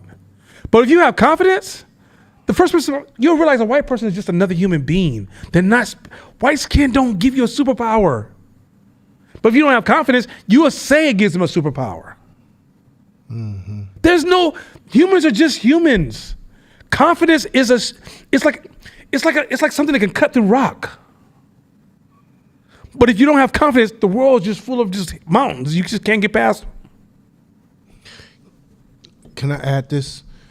So confidence, where you get it from? There's a couple places where you get confidence from. In my world, the hoop world, confidence comes from practice, right? You practice the same move in the same spot over and over and over again. In a game, you go to that spot, you got confidence that you can hit. So confidence comes in some degree from practice. You know you can do this because you practice this so many times. And you have counters to it. And you have counters to it. So ins and outs and every which ways, you know how to maneuver in this one particular spot because you practice. So confidence can come from practice too. Second thing is, you got to get your self-value up to gain confidence, because you can also be super confident and be an idiot and still win the room and be out of there with bags full of money before anybody knows the wiser. Where does that come from? High self-value. You know, we talk about how sometimes when you first come into the game, your ego and your delusion is good because you don't know what the hell you getting yourself into. And in your mind, you think it's going to be this easy, not realizing you walk into a world where it's like this. But the delusion is good. That confidence is good. To walk in a room, I think it's funny, that story you told back in the day about when you got that big contract in New York. And you came in with that janky-ass camera. And so they was roasting you, lightweight throwing jabs at you, but your confidence just kept maneuvering and making it work how it worked until you got home and learned the lessons. That confidence can carry you back home. That's dope. That's true as hell. Sometimes you don't know the answers, but stepping into it, you can learn along the way with that confidence. Confidence is key, so key. But it's two ways where you can get there. It's practice, because you went back home and like, all right, fuck this camera, buy a new one. Okay, this equipment, because you learn. The second way is work on your self-value. Self-acceptance, self-forgiveness, self-love. Those are the three components to raising your self-value. Once you accept where you are, you forgive what you ain't got, and you start to learn to love yourself, it's easy to walk in a room, easier to walk in a room if somebody makes a snide comment at you and be like, hey, why your shoes dusty? Sometimes there's people that if you used to go to clubs a lot, they ain't the most attractive. And they gear and they clothes ain't the most fashion forward, Gucci, Louis Vuitton. They ain't fly, but they still will get the bad one. Every time. Or the women be like, why that homely girl getting the baller that everybody wants? And it's those key components. Self-value, self-love, self-forgiveness, confidence. And let me say this too. Make sure you pass the mic back there. When you have the situation where you can actually also be honest with where you are, and then accept the journey. Sometimes if you deny where you are, this is what we want to get into, you can distort yourself. Right? You can play this whole big old game to get into this. But if you can accept where you are, can you accept the journey? Like, okay, I was watching the McDonald's monopoly scheme. And most of the people that got caught up in that scheme, because they want to be rich really, really fast, but they wouldn't accept the process. Do you realize how much manipulation you will be victimized by when you don't want to accept the process? If you want to skip the process to achieve a certain goal because you want to get there quickly, do you realize that you forget that there's so many foxes in this world who's running around trying to manipulate people every day? And by the time you finish running all these schemes, 10 or 15 years have passed, and you realize you got nothing. How many times have you guys taken a self-help class because you wanted to get rich, or you hated that job real quick? Or you read that Rich Dad, Poor Dad thinking this is all I need to read, and I'm going to be good, right? Only discovered you still ain't got shit, right? How many times you spent money with Les Brown or somebody like that who told you about life and success, and you still broke? Because you assume I'm going to take this quick cut, quick angle, or somebody sold you a multi-level marketing where you went and they say, hey, if you just do this, you'll be rich as hell if you just do this thing over here. And you spent months, selling some shit, some cologne or some shit, some multi-level marketing, only discover that you got a house still full of cologne that you can't sell. Right? When you try to take shortcuts, you are now the sheep. And the wolves are going to prey upon you every freaking time. If you want to play this wolf game, you got to accept the journey. Go ahead, my man. The question I had was, how do you get to a point where your confidence doesn't distort your feedback loops? That's what we want to get into. That's a damn good question. I love that. There's a question online as well. Yeah, okay, go ahead. But I'm going to answer your question before this class is over. But by the way, that's a fire question. Go ahead. The question online is, can we talk about the relationship between confidence and perfection? I feel myself working very hard to show up at a high level because my business is an emerging one, and because I'm working with people who have no prior knowledge or experience of me. It feels like it means I need to be sure the experience lives up to who I know myself to be. So my confidence is driving my need to get as close to perfection as possible. So first of all, not dope. These two great. First of all, hey y'all. By the way, now this is what I call class. What kind of questions y'all asking? Because now I get a chance to get down, right? Sometimes you don't ask questions, so I kind of I may leave a lot of this stuff behind. All right, let me try to answer both of those questions as we move into this, because as I get into this, let's see if we can bring those questions back around closer, like the last 10 to 15 minutes. Because those are two great, those are not light questions I could just fire off, and I think those questions deserve a lot more respect and time. Because those are really good questions, and those are those questions that's happening in people's head all the time that we don't see. So for them to be able to highlight that shows a lot of personal insight they have. All right, let's just keep rolling. Where we at? Oh, so start at the market. With confidence, you have won even before you have started. Mm-hmm. To an American football quarterback, Joe Namath, who said, when you have confidence, you have a lot of fun. And Mm-hmm. when you have fun, you can do amazing things. Mm-hmm. Agrees on the power of confidence. So these, Marcus Garvey, Joe Namath, Marie Curie, all agree That on confidence the is power critical. of confidence. Yeah. When you have do you realize that when you have confidence, like it is fun. Having a lot of confidence is fun, but it's just between confidence and ego, which we'll get into in 1 second. And there's a huge, huge difference, because the more you become disconnected from reality, the more the other part kicks in, which that's where we're going today. All right, next slide. So how do we achieve consistent confidence? Mm-hmm. We could remind or train ourselves to appear confident all the time, but that takes constant work and vigilance.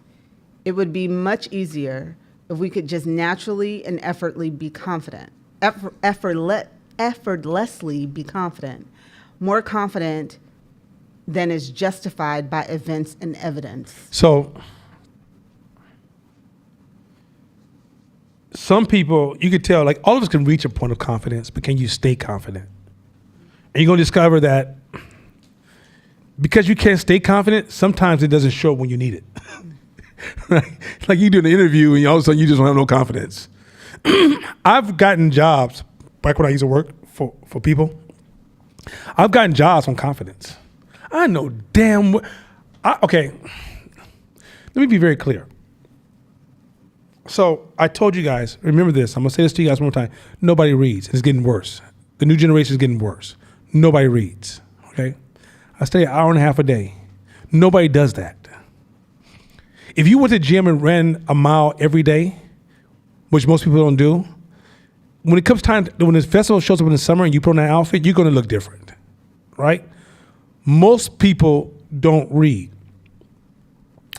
I had no director qualifications back in 2000s. I walked into an interview and became a director of a company on confidence alone. I don't even know what the hell I said because I had no qualifications. My boy's like, yo, they got the director position. You want to apply for it? I was like, fuck it, I'll try it. I did the full interview and they said, come back for a second interview. I'm thinking, I don't know why I don't even know this shit they asked me to direct. I never directed. I went from not an engineer role, but I forget what you used to call it, but I was a guy, administrator. I went from administrator, IT administrator, to a director in another company that was a startup company. They gave me the salary I asked. They gave me so much money that I would only spend one of my checks. I got 2 checks, and I only spend one of them. Other than I kept throwing it in the bank because I was like, this is so much money, right? But the reason I got the job, because I thought, all you gonna do is tell me no. So all you'll do is tell me, like, why are you in here? I'm gonna have fun. Whatever happens, happens, right? And I didn't put my value on trial. Be very clear on that. Mm-hmm. Once you put your value on trial, confidence is now a question. And with me, I was like, what's the worst can happen to me? My rule was, if you can't whoop me, what do I got to lose? I know that's some old hood shit, but that's how I grew up. Like, if this dude ain't gonna jump across the counter and fire on me, and I don't think too many white dudes could get down like that, I'm going to this interview, have fun. You know, be getting a damn position as a director of a company. Man, do you know how many books I had to read to figure out what the hell I had to do? The first day they asked me questions, I was just like, hey, it's too early for me to make decisions. It's just too early. It's too early for me decisions. That's all I had. It's too early for decisions. Just too early. It's too early. But man, my mentor taught me this rule: like, when you don't know something, then I guess you don't have weekends no more. You about to be studying your whole weekends. So I was studying like this role as a director, this technology, how to like design. They had me build a system from the ground up. I'm talking about complete like a farm of servers all connected. I don't know what the fuck that is. Tell me if I got that shit built. And tell me that shit didn't run really, really well. Because in the end, it's like, once I got the job, I was like, oh, okay. Nah, you know what the fuck you doing. Cut it out. But I went in there with confidence, and I was like, this damn confidence can get you in trouble. Mm-hmm. It can get you what you want, but you got, once again, going back to reality, you have to know when you don't have the skills. That honesty. So when I received what I wanted, I could have just went in there and tried to use confidence to keep going, and then I would have brought shame to myself. Mm-hmm. What I did was, oh shit, I got this role. I then upgraded all of my skills to study to show myself approved. Old school saying. Keep going. Mm-hmm. Biologist Robert Trivers argues that humans excel at exactly this state of being, which he labels self-deception. Okay, here we go. This is good. This is going, as we get into this is okay. So humans excel at one thing. We're masters of this. Self-deception. Stay with me. We're masters of self-deception. We can deceive ourselves. The number one person we deceive in this world is ourselves. We deceive ourselves more than anything in the world. We do it so unconsciously, it is scary. And the cold part is this: you won't even know you're doing it. It feels real. It don't really feel like whatever you believe, it actually just happened. You have that kind of power. Your self-deception skills are so crazy. Okay, this is why arguing whether you're right or wrong seems crazy to me, because you forget that your brain is deceiving you all day long. So if somebody says, I disagree with you, you should say, what can I learn from this? But instead, what you go is, no, I know what I said. I know what I did. I told you what I said last week. I told you. You don't know if that's true or not. Your brain is so cold, it will have you arguing over its own deception. Let me say this again. Your brain is so cold, it will have you arguing against your own deception. You will be convinced that the joker in your brain is true, telling the truth. Keep going. Mm-hmm. And we deceive ourselves not just about the quality of our ideas and judgment, but also about many other things: our generosity, our morals, our ethics, and our social status, our looks, any arena. In short, where it would be advantageous for us Sociologists. There we go. To be perceived favorably by others. I don't know why that word is giving me watch this. Now stay with this. Hear me. This is important. Hear this. You're not deceiving yourself because you're a liar. You're not deceiving yourself because you're crazy. You're not deceiving yourself because you got mental health problems. You're not deceiving yourself because you're stupid. You're deceiving yourself to be accepted by the herd. I'm cute, I'm smart, I'm strong, I'm intelligent, I'm this, I'm that. Your brain is doing it without your awareness every day. So if I ask you, what were you doing 10 years ago? Do you realize that in that story you're about to tell with pure honesty from your heart is deception? This is again, if I ask you, if I talk about something that you pride yourself about, you go, say Ashley says, oh, I'm a good cook. Remember, 10 years ago, I made this wonderful dinner for my family. After she said I cooked for my family, everything else is full of deceptions. But she's not even aware of it. Because remember, there's no such thing as the brain stores memory. The brain recreates a story over and over every time you tell it. It doesn't store, it just makes it up every time. It takes what it thinks it can recall, and it restructures it, and it messes up every time. And the more you tell the story, the more imperfect that story gets, right? So now in between there, it's a part of your brain that's saying, how do I make you more valuable as you tell this story? But you're not even aware of it. You walk into the hood. True. You ever been on the streets and you're like, yo, how's your business doing? Oh man, we're doing good. Mm-hmm. You get closer to that person, you realize they ain't got no money. Mm-hmm. They weren't lying to you. Their brain said, protect my relationship to the herd. You don't feel like you're good enough. So guess what your brain is, guess what black folks are doing all day long as we talk about what we're doing. Shakina, this is an important place for that conversation we had. Oh, I'm doing big things. I'm a millionaire now. I'm achieving these goals. Your brain is designed to interrupt the process by protect how you feel so you can protect how you talk to the herd to protect your status amongst the herd. You hear what I'm saying with this? This is why believe nothing that you hear is so critical. You have to be very observant. Mm-hmm. Is because most people don't know how to tell you the truth, because if you don't feel like you're good enough, you're going to be walking around with lies all the time and it's unknown to you. You're the only person that won't see it. You don't think everybody around you is always hating on you when you tell stories? They're not hating on you because you don't feel like you're good enough. Your brain is constantly trying to restore your value by lying to you to help you change your status amongst the group so you can feel better about yourself. Mm-hmm. You see where I'm going with this? Mm-hmm. So if you always say, no, I don't feel like I'm good enough, that means you walk around lying a lot. Mm-hmm. And you don't even know you're doing it sometimes. Mm-hmm. Now, if you know you're doing it, it's not the same because you don't get no value. There's no status points from lying intentionally. You get status points from lying unconsciously. Because in the end, your brain has to make you feel like it's true. And then when you tell the story, you'll say, this is what I did in the past. And people are like, oh my God, you're doing good. Then somebody comes along and is like, motherfucker, you was with me. How the fuck you was doing in the past? We broke together. No, remember when I used to leave at the end of the night? That's what I was doing. No, you was broke too, right?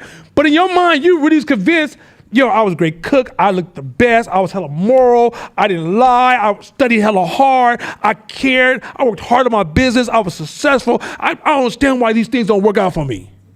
You see what your brain just did? Your brain convinced you that you performed at an A in all these areas, and this whole time you were a D to an F, but your brain will never give you honesty of your past for assessment of who you really were. Mm-hmm. So in the end, you always been popping, fabulous, doing the best. You get in an argument with your girlfriend, I've always been there for you. I stand on business in this life. What business? Because you ain't brought home no money. How the fuck is that business? Right? But in your brain, you remember that time when I got my check? Huh? That one time? That one time. Remember I sued them and took about 10 months to get my check? I gave you some of that money, right?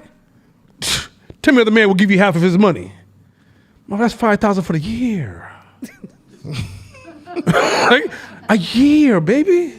Y'all had one good month of gumbo and you broke again.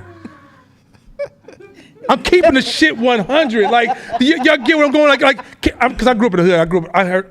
I heard those stories every day of my life. I'm a good woman. I take care of my man. Honey, you can't move no more. What you talking about? You're a good woman. You can't cook. You can't move. You take 3 hours bath because you almost handicapped. But you're good. How's that good for me? I'm at the gym by myself now. Right? Like, but this is shit you hear. I'm sitting here all the time. I promise you. I sit in the middle of people's houses and I hear people going back and forth. I'm thinking, I'll stay out of this, Nana, because you're going to get your ass kicked. Get out, stay out of this conversation. Don't tell nobody no truth. Don't tell people what you see.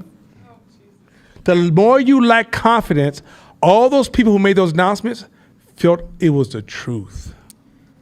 That's the cold part. Nobody was running game. And those people could have everybody I could have mentioned could have PhDs. Could be extremely smart. Could solve all kind of problems. Because they lack self-value, they are unconscious liars who are not liars. It's not a moral call. It's a delusion call. Is that some cold shit? Hey, my mom, when my mom used to tell this story every other year, and it would change every other year. And I was a teenager rebelling, and I stole a car. So she pulling up, she found me. So she's driving back to the apartments, and as soon as she parks in the stall, she slaps me. Bow. So I'm still in my mad. So I open the door, get out, and I slam the door as hard as I can, and the car shook. You know, by the time she finishes telling the story, she said, "Remember that time I punched you so hard the car shook?" No, that's not what happened, Mom. Yes, it did. I punched you so hard, the car shook. And I'm thinking, okay, all right, I'm gonna let you have it. But every year it morphed to the car shook. It changed slightly, and then next year it changed again, and it changed again. I watched it change, and that's my mama. So I'm not gonna say nothing. I'm gonna let you have it.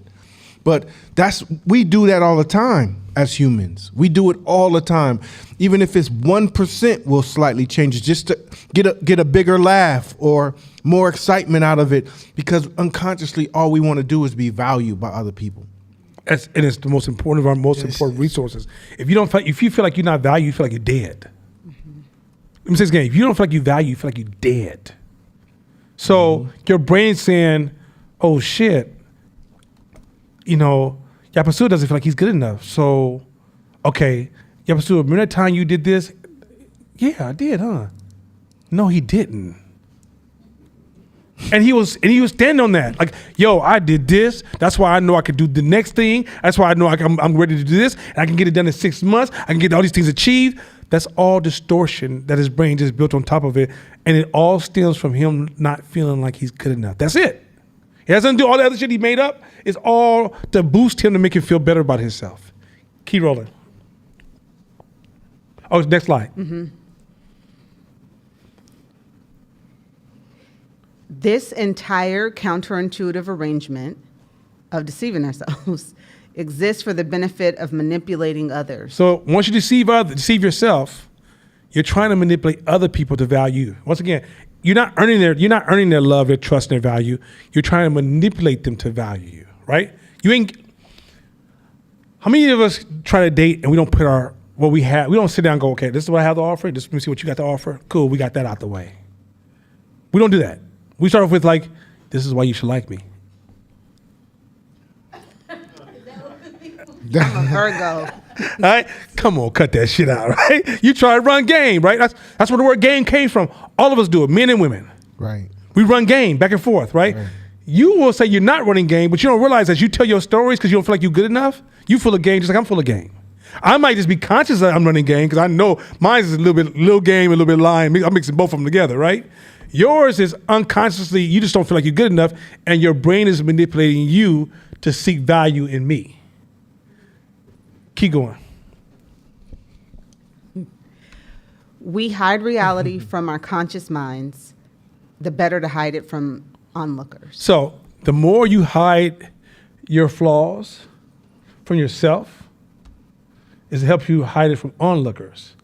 But it also gives you a false sense of where you are and what you can do and where you're ready to show up and why the world's working a certain kind of way.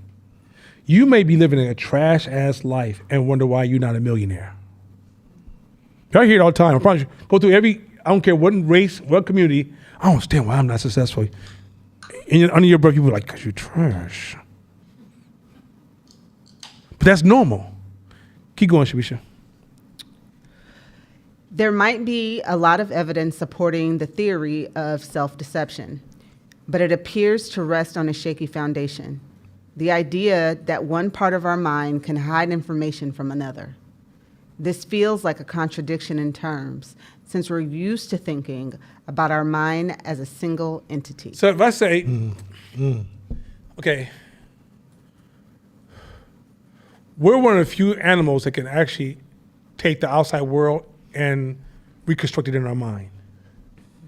We're also one of the few animals that can see ourselves. We can see the conscious. We're conscious animals that can see our consciousness of ourselves. That's crazy compared to other animals, right? We can think about how we think. We can process how we show up. So we think because we're using this, we have this super rich interaction, we think that's all there is that's going on, right? But you forget that you're not telling your heart to beat right now, right?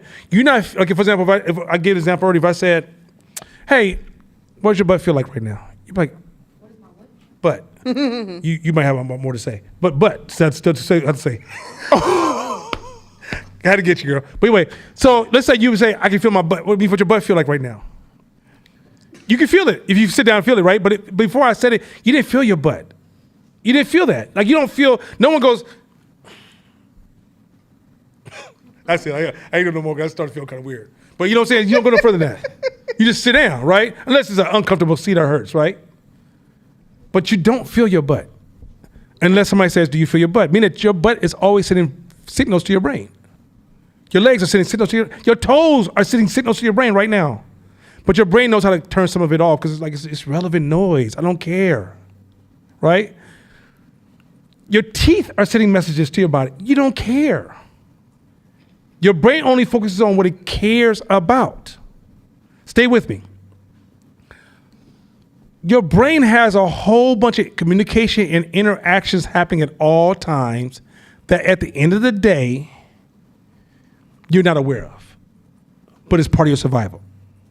If somebody came up right now and took a pin and stuck you in the back of your arm, you'd be like, ouch. I mean, it's been feeling, but it was irrelevant because it's irrelevant to your existence. You get where I'm going with this? There's multiple layers of you interacting inside of you. So you that you think is you is not really you. Anybody confused by that? Does that make sense? There's a whole system of thought and behaviors and interactions happening inside of you that you're not aware of. And because you think the part of you that you can feel right now, what you feel, matter of fact, some of your feelings you have about yourself is old philosophy. It's not true. If somebody change, for example, if you go to other parts of the world, you tell people, I have this certain feeling, they'll say, what is that? That's a philosophy that was introduced to the larger society, and you accepted that and your mother taught you that as a child, and so you accept that as a feeling when that is not a feeling. Right? So I know when somebody says, well, there's two parts of your brain, or there's part of your brain that's hiding from other parts of your brain, you think nothing can hide from me because I can feel and sense. No, you can't feel and sense everything. There's major layers of who you are that's invisible. Your brain is really nothing but a secretary reporting. So, for example, let's say I knocked this can over right now, right? Why I really knocked the can over is not actually what my brain's gonna say. Okay, say I knocked this can over. My brain's gonna say, oh, the reason you knocked it over for us because that's my brain creating a reason for something that's not necessarily true. It's just trying to justify it to you. You know where I'm going with this? So a lot of my excuses to other people is not what my real causation. It's really the excuse I'm trying to provide you for acceptance. You guys staying with me right now? So as I'm moving through this room, I'm just looking for acceptance more than anything. So when I do something, you know, not why you did that. My brain's already producing excuses. What I'm going to tell you to justify my acceptance to the group. I would never say, because I just fucking didn't give a shit. I threw it over there, and I was hoping I just piss everybody off in this room. My brain be like, whoa, slow that down. You got mental health problems. You need some pills, right? Because my brain might say, oh, because, you know, this table's small.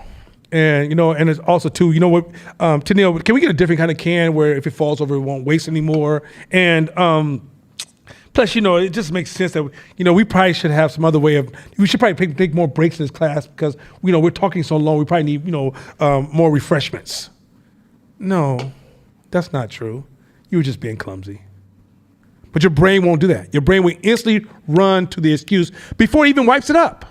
It can fall on the wires right now, but to destroy this whole life feed. My brain doesn't give a shit. My brain cares about one thing first. Guess what? I gotta protect me. Forget you. Me. Because if I don't protect me and protect my reputation, I won't be cool with you. Y'all with me so far? Okay, keep rolling. Because of the way evolution operates, the mind consists of many, many parts, and these parts have different functions.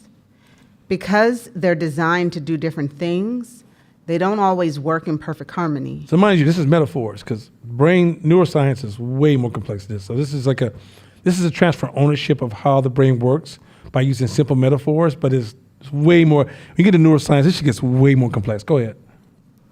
An important consequence of this view is that it makes us think about the self in a way that is very different from how people usually understand it. In particular, it makes the very notion of a self something of a problem, and perhaps even quite a bit less useful than one might think. You disrespected me. What is that? What is that?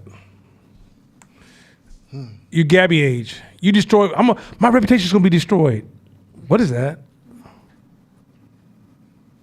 Most people are not gonna like me anymore. What is that? All lies. These are. If I do this, I will never be who I'm supposed to be. What is that? You know, I went to jail, so this kind of. What is that? These are things you're making up. Today, this is gonna sound real cliche. Today is the beginning of a new person, and yet you will contaminate today with yesterday's stories. You never let today happen, because today will be flooded and contaminated with all of the stories of what you used to do, what used to happen, what could have been, what people said about you. None of that stuff exists. Especially the more you learn about other human beings, guess what human beings care about the most? Themselves. Try me, one of y'all wear the same outfit one of these days in somewhere where y'all go to for like 5 times. See who notices. Nobody, most people are like, and the person who notices, because they've been noticing you anyway. And then somebody comes to you and be like, yo, Gabby, I know you've been wearing the same shoes for 5 days. No, that person's been attracted to you. Otherwise, most people don't care about most people like that. We'll glance at you, look, be done. Glance, look, and done. I don't know if you wore any of the same things last time. You know, like we travel with people and they got a huge suitcase on a trip. I said, you understand nobody knows who the hell you are, right? No one sees you. But yet you got a new shirt for every day just in case somebody saw you the last day.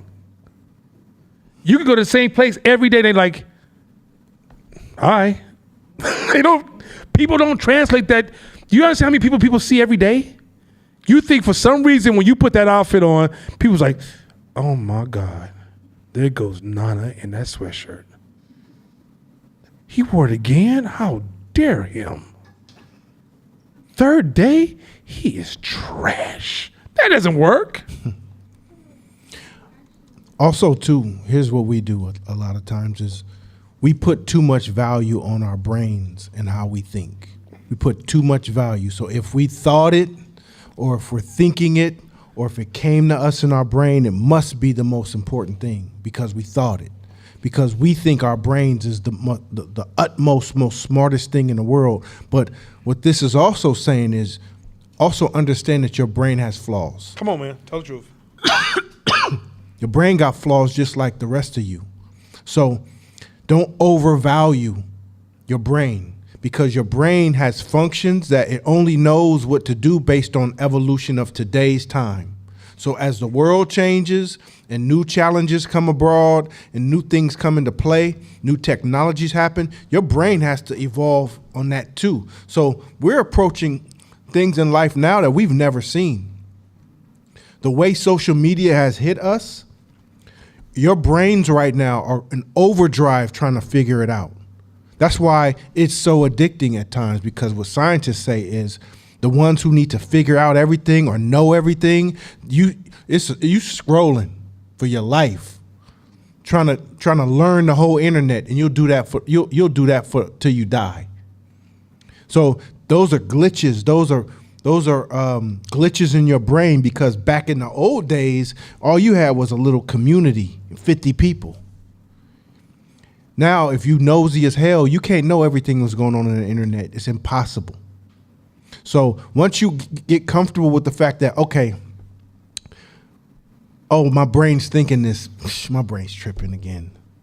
Now you as the you become the observer of your own mind, and that can allow you to move with it differently.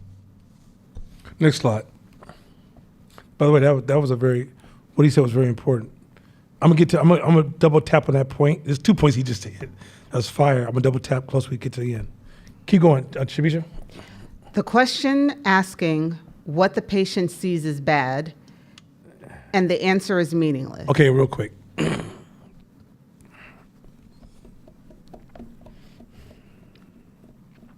If your only evidence is something is right because you asked around and everybody gave you an answer, you received no answer. Observation is the only way you're gonna be able to, you gotta put together so many different combinations of evidence to find out what people really think. If you, let's say you're a designer, you design something, hey, what y'all think? Oh, that's tight, means nothing yet. I'm sure Cook could tell you there's hella office or something he's designed, the office went crazy and he moved off the shelf. Womp, womp, womp. Womp, womp. And most music artists could tell you there's a song they made they thought was trash and it was #1 hit, blew up, right? When you ask people, you hear surveys, you know, we'll put out a survey and ask some of these focus groups. We hate focus groups at Fight TV. We don't do focus groups. We realize that focus groups was when you ask people what you think, they can't give you an honest answer. So a lot of times, if you keep paying attention where I'm going with this, if your brain is probably trying to jump in front of me, you're going to realize that arguing is weird. And how much you need other people to see yourself. And the person who protects himself is stuck in distortion. If you're argumentative, you are ignorant to yourself. You're the smartest ignorant person I've ever met. You're so smart you can win an argument, but you're so ignorant of the truth because you're disconnected from it because you don't feel like you're good enough.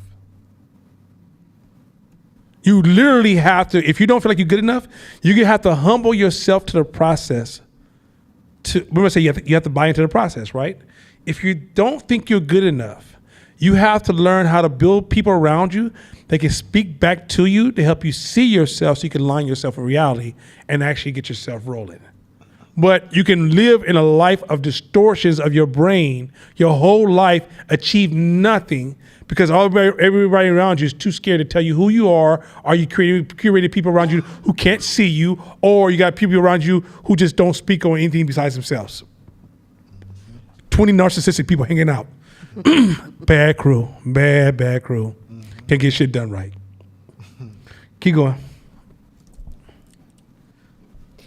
It's a mistake to pay attention only to what comes out of the mouth when we're trying to understand what's in the mind. So real quick, women do this better than most men.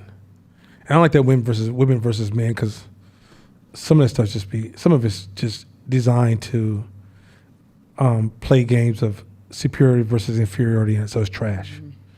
Men and women we're perfect complements to each other. And our difference is they're like God gave you one gift, He gave me a gift, and because we put our two gifts together, we become Wonder Twins, activate, and we survive.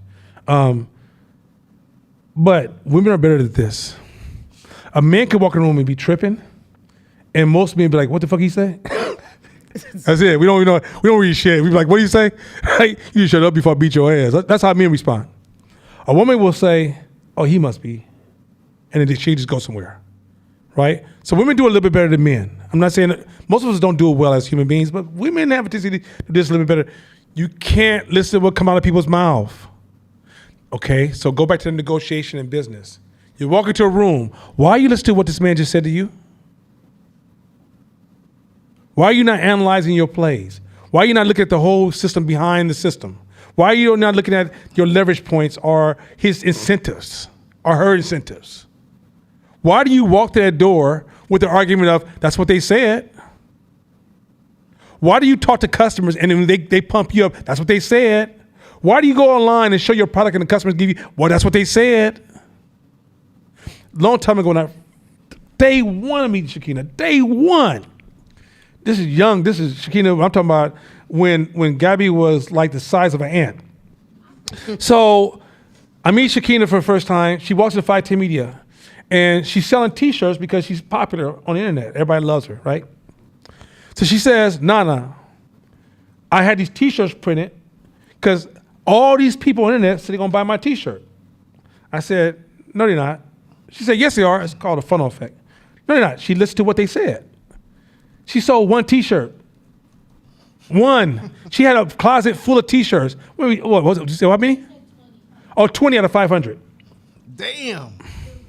It was bad. She said she had a closet full of T-shirts of herself. It's okay. It's okay. Just don't let that's the press secretary coming in right now. Help you out. But no, don't worry about it. Just give her a microphone. Give her a microphone because she's going. That's a Shakita effect. She's gonna get that out. Go ahead. I'm not trying to justify, but like I think it's important because I think I let out my daughter. You gotta come home with me. I love my goddaughter. I don't care about it. That's my look here. I'm gonna get my goddaughter tattooed on my forearm. Go ahead. Okay. Got you. Me and Shabisha got you. Go ahead. No, but I say the reason why I think it's important is because everything besides reality was telling me that like that was feasible. Like I had an insane amount of like online collateral. I had an insane amount of people like pushing and validating me. It wasn't like this pie in the sky thing of like, yeah, I can do this thing. It was thousands of people saying like, yeah, I would do this. And the reason why I think that's important is because people will get hyped off of 1, 2, 5, or 10 people. But when you got a massive pool of people feeding you Kool-Aid, I think that's why it's even more important to know that those numbers don't matter. What matters is the numbers of the people that are pulling you back into reality, because the distortions are opposite. But that's hindsight analysis. When you're in the midst of that ratio is not visible to you. If 1,000 people telling you about to blow up, and 3 people telling you no, you're not, which one you think your brain's gonna give attention to? That's not how the brain works. The brain is designed, because ultimately the brain is looking for confirmation. The brain is not looking for truth. So the brain's gonna say, oh shoot, Nana, 1,000 people. So when I do show up and say, hey, Shakina, that's not true, your brain goes, oh, he's a hater. You don't see what the other thousands of people are saying. So in the end, in hindsight, you can see that because you've grown, and and matter of fact, the way you're talking about that story and how you had to explain it, that's actually, you just did a press secretary example. You want to say something? Oh, okay, we're good. Okay, so keep going. I'm gonna show you guys. I was a press secretary moment. How you just did it. You just did one. Go ahead. Slide. Because there are many, many parts of the mind that can't talk. There's nothing special about the bit of the brain that controls the vocal cords. It's just another piece of meat in your head. So what it's trying to highlight here is that the brain has a thought, and the vocals will say something, but it's not necessarily aligned with truth or alignment with the real why. It's justifying. It's not truth. Mm-hmm. So when you tell a story and you refabricate the story, however you refabricate the story, whether it's hindsight distortion, but at the end of the day, the goal of you telling that story is it brings more context. But the context it's really all going to be skewed anyway. Because at the end of the day, it's like, the most important thing Shakina has to do is, oh yeah, I was being silly back then, but I wasn't delusional. Now she may say, even when she says, I was delusional, she should get a feeling in her chest almost, like an energy, like she just used some energy in her body to say it. Like when you tell the truth, when somebody brings the truth to you in front of a crowd, watch how it's hard to admit it. Or somebody gives you evidence like, yo, let me give you a picture where you were on June the 17th at 7 p.m. You're like, Put that away. Yeah, you can't, because it hurts. And if you say it, it literally feels like somebody's just snatching your spirit out of your body. Because your brain is going, what are you doing? You're destroying us. We're trying to be part of this herd. Ashley's not gonna let you go to the party with her. If she found out that at the end of the day you were delusional, she hella smart. And literally that's what your brain's gonna say. And Ashley's saying the same to you, like, man, I better be hella smart with Shakina, because both of y'all don't see each other because y'all having conversations with self. And it's delusional. You guys y'all with me so far? Keep rolling. This view is alien and counterintuitive to most of us, since we're used to thinking about minds as essentially unitary entities instead of modular ones. We're also used to thinking of ourselves as self-aware people who are capable of accurate introspection. So even when you're at home and you analyze, you think you're accurate in your introspections. Introspection meaning that when you're at home, you contemplate like, why did I do this? Who am I? What's the best way before we go do this? You think you're working with all facts. You don't realize that even as you're going back and forth in your head, some of that stuff your brain just made up. It didn't even happen. It's not even true. But your brain is literally sitting there. And then if I come in the room and go like, Shabisha, you're not good at that. What? Now I know who I am. Mm-hmm. Who are you to tell me who I am? You misogynist ass nana. That's why it's so funny to me. Point is this. You really can't. This is why arguing is so weird. Like, is Kaja online? She is. Okay, Kaja, shout out to you. That's, by the way, Kaja's my one of those loved one. questions. Kaja's really my loved one. I love me some Kaja. Shout out to Kaja. Like, yeah, I swear, to God, her spirit is so beautiful. It's like I get a hug when she walks in the room. I don't know what it is. Her, my little niece over there. Did you see that? By the way, that's my loved one. That's my loved one right there. But so, me and Mashama, this is why we can't argue that much. We can't trust ourselves to argue. If you're around me and Mashama, we will debate, but we're discovering. We're not debating. We're not arguing, we're discovering. We can't argue. I can't always be right. He can't always be right. Because we have a part of ourselves that's deceptive. If I feel vulnerable in whatever I'm doing business or whatever I'm working on, my brain is going to start delivering lies to me and exaggerations, left, right. How in the fuck do I look arguing with another man who's working with me to build this big project, and he's trying to give me some insight? And I'm like, oh no, no, I know. Like I may roar as like, for example, if you argue with Court, he roars without roar. He's not roaring. Like he's not. If you soft, you can't deal with him. I promise you, he's not made for soft people. Pause. He is such a hard personality that he's actually inquiring and is arguing, right? Only reason I can know that because I grew up. That's how he's like my family. I know him. Like I know his profile. I grew up with this profile, so I know when this man roars. There's a point when he's roaring and he's threatening. I've never seen a threatening side. Never seen his threatening side. You know it's in him because the way he talks, you're like, ooh, that next level ain't pretty, ain't it? Okay, but he roars. But he's inviting you to challenge him, right? But even he has to protect his roar, because if he roars around too many people, sometimes soft people still has insight he needs. So even he has to, that's why you see him sometimes like kind of zen talking to you sometimes. He's trying to protect his surroundings to maximize his own self-awareness. Self-awareness, you don't own it. You don't own it. Let me be clear. You don't own your self-awareness. You need others to see yourself. But if you're kind of person that's pushing everybody away from you, remember we said, well, you don't take radical responsibility and you blame people, you push everybody away, right? The more you isolate yourself, push people away, argue right versus wrong, fairness, you'll wake up one day and you think what you see is real and you're locked in your own delusion. Hey, I got a question. How many of us in the room or online think we're pretty good at being introspective? Define. Few? Everybody Meaning, wants to know what it means. On average, you're pretty good at being introspective about situations that you've encountered, conversations you had with people, things you had to deal with. When you sit down, you think about what you can learn from a situation, and you're pretty good at being accurate in thinking through that story. 3, 4 people in the room. The next question I have is, have you ever called somebody after a situation and said, hey, am I tripping? And then told the story? Mm-hmm. Mm-hmm. Most of y'all, right? The subtleties of am I tripping? Come on. The subtleties of am I tripping already biases you biases the other person to agree with you. Am I tripping? But am I tripping? But hold on, let me tell you the story. They're already positioned Court. to say, no, you're not tripping. I'm on your side. Yeah, but most But I'm talking about you, not them. So you're at the mercy of them being a good person, them having a good feedback loop. But your internal introspective abilities, your ability to be unbiased, be stoic about your shit, most of us ain't got it.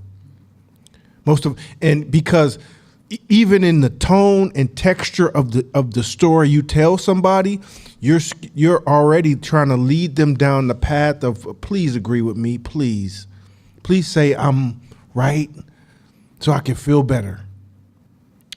At this next level game, our finances, our money, our revenue, everything revolves around not being agreed with, but the best answer. The best answer. I need the answer even that if it doesn't works. make you feel good, I doesn't give a matter. Fuck. If the answer is, Courtney, you got to step down as CEO and bring somebody else in. It has to be as hurtful as that. If that's the correct answer, if that's the best way, then I gotta be like, fuck it then. Introspecting, like you should always be working on your introspective game, always. And your introspection is even like, damn, did I present that correctly? How unbiased was I? How stoic was I when I said it? Because if I ask my partner, now him, I ain't gotta worry about. I could be like, dude, she was tripping. Let me tell you the story. And he'd be like, okay, keep going. All right, stop right there. And let's get to the meat. But you can't rely always on people like this. Like when you ask your customer, this is why this is important. Because he ain't your customer. If you go to your customer and you made this best water bottle and you have them try it and drink and you say, hey, what you think about the water? You just position them to say, it's good, shit, it's good. Versus being unbiased about it and getting honest feedback. Now you be like, I don't understand why I'm making no money. You told me to get feedback from customers and all my feedback came out grade A. Well, if you really are introspective, and if we watched how you got those answers, you Suge Knighted them into giving you 5 stars. It's good, huh? It's good, huh? It's the best, huh? I better say the right thing. No, and let me add this before you ask the question. Don't wait for feedback moments to prime people for feedback. Priming people for feedback is how you talk to people every day. Mm-hmm. If you're the kind of person that argues a lot of petty arguments, you ain't getting no feedback from nobody. You exhausted your feedback loops. People will look at you and talk about you behind your back all day long. They watch you, and when you ask them, how I'm doing? Oh, you're doing good. You're doing good. What they're saying is, I don't feel like doing with your ass today. You got to on-ramp people to talk to you. So, like, people in my circle, I on-ramp them even in our everyday conversation. If we just talking about, like, which car is better? If you say, oh, which car is better? This car versus that car. I'm thinking about how I talk about this to protect my feedback. If I come at you as if I'm an absolute giant smashing on you, what the fuck, whatever, we're going to just disagree. Yo, I need to ask you about my business. I ain't telling you shit. It's too much work. You beat me up over a goddamn, should I get Speedwell rims or not? This is ridiculous. It's ridiculous. I'm over here arguing with you over something that just doesn't even matter. And now you want to talk about something that matters. I'd be damned if I get crucified in this conversation. So I'm trying to explain to you guys, like, feedback doesn't happen at the point of feedback. Rich feedback in your circle is how you move all the time. 100%. If you're not positioning people always to say, yo, let me tell you about this. Here's the thing too. Feedback is not a judgment. Feedback is not instructions. Feedback is not the truth. Feedback is insights. It could be just, okay, I can do something here. Court can give me some feedback. He could be suffering from a bias himself when he give me his feedback, right? Let's say he's suffering from pluralistic ignorance, which I'm gonna give you all a podcast for that. And he gives me feedback from pluralistic ignorance, which is a contagious behavior that can happen in a large group. But if he gives me that feedback, it's for me to take the idea we were originally discussing and reconsider it, look for new options. And if I expand my options, his feedback won. Or his feedback tells me I don't really own this conversation. Or whatever it doesn't necessarily mean you need to change. It means you got to be so self-aware. You're humble to change. You're absolutely humble to change. I mean, if multiple people give you the feedback like, yo, you need to change that. No, that's a different conversation. But let's say one person comes along, because if I'm selling a black shirt and everybody in the room only wants to wear white shirts, they're not going to give me good black shirt feedback, right? But that also means maybe I shouldn't be asking this people. I need to find the people who like black T-shirts. So if I keep spending all my time hanging out with the white T-shirt people and I'm never selling anything, that lets me know that I don't even have market awareness, or I haven't created a clear value offer, or I haven't positioned myself correctly in the market to be effective. So even though he said my products suck, it wasn't necessarily about me changing my product. It may be that I just had to reposition myself in the market, right? But feedback is really just saying there's something that is not stable in your insights. And when a person gives you feedback, it gives you room to sit down and go, what can I learn from this? You see, go back to that one, what can I learn from this? Mm-hmm. And you slow to argue. The reason you don't want to argue, because you're thinking, what do you gain from arguing besides protecting what? Your ego. Self. The make-believe self. You're not protecting your growth or your business, just self. Can you guys give an example of maybe a similar question, the T-shirt or the water, or let me tell you what happened?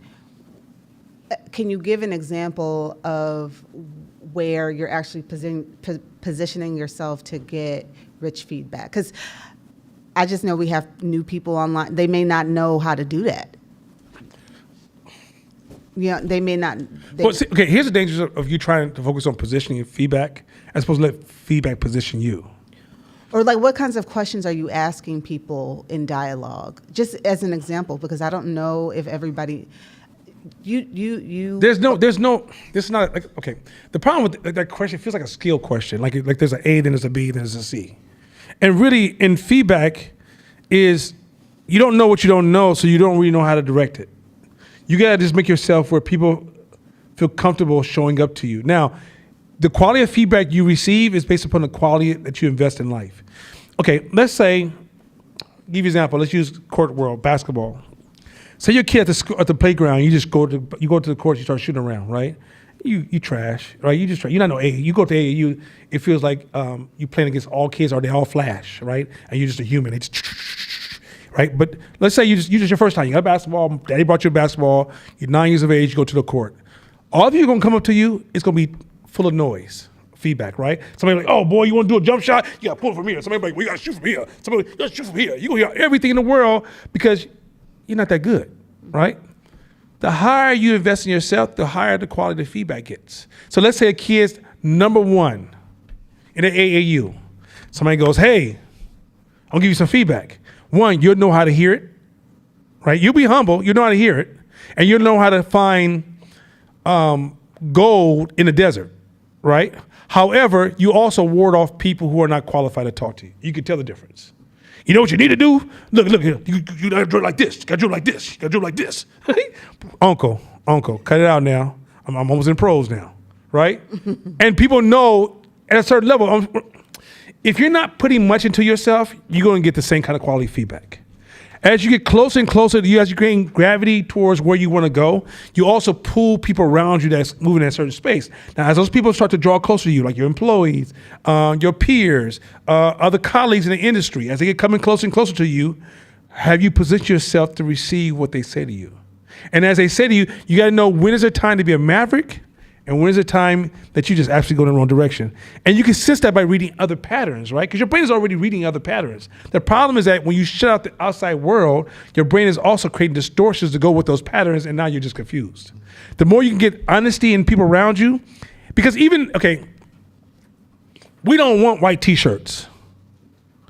I can't believe anything you said, right? Mm-hmm. So what if I had a white T-shirt with this cool black subject on a white T-shirt? Oh, that's kind of tight. You was never going to figure that out.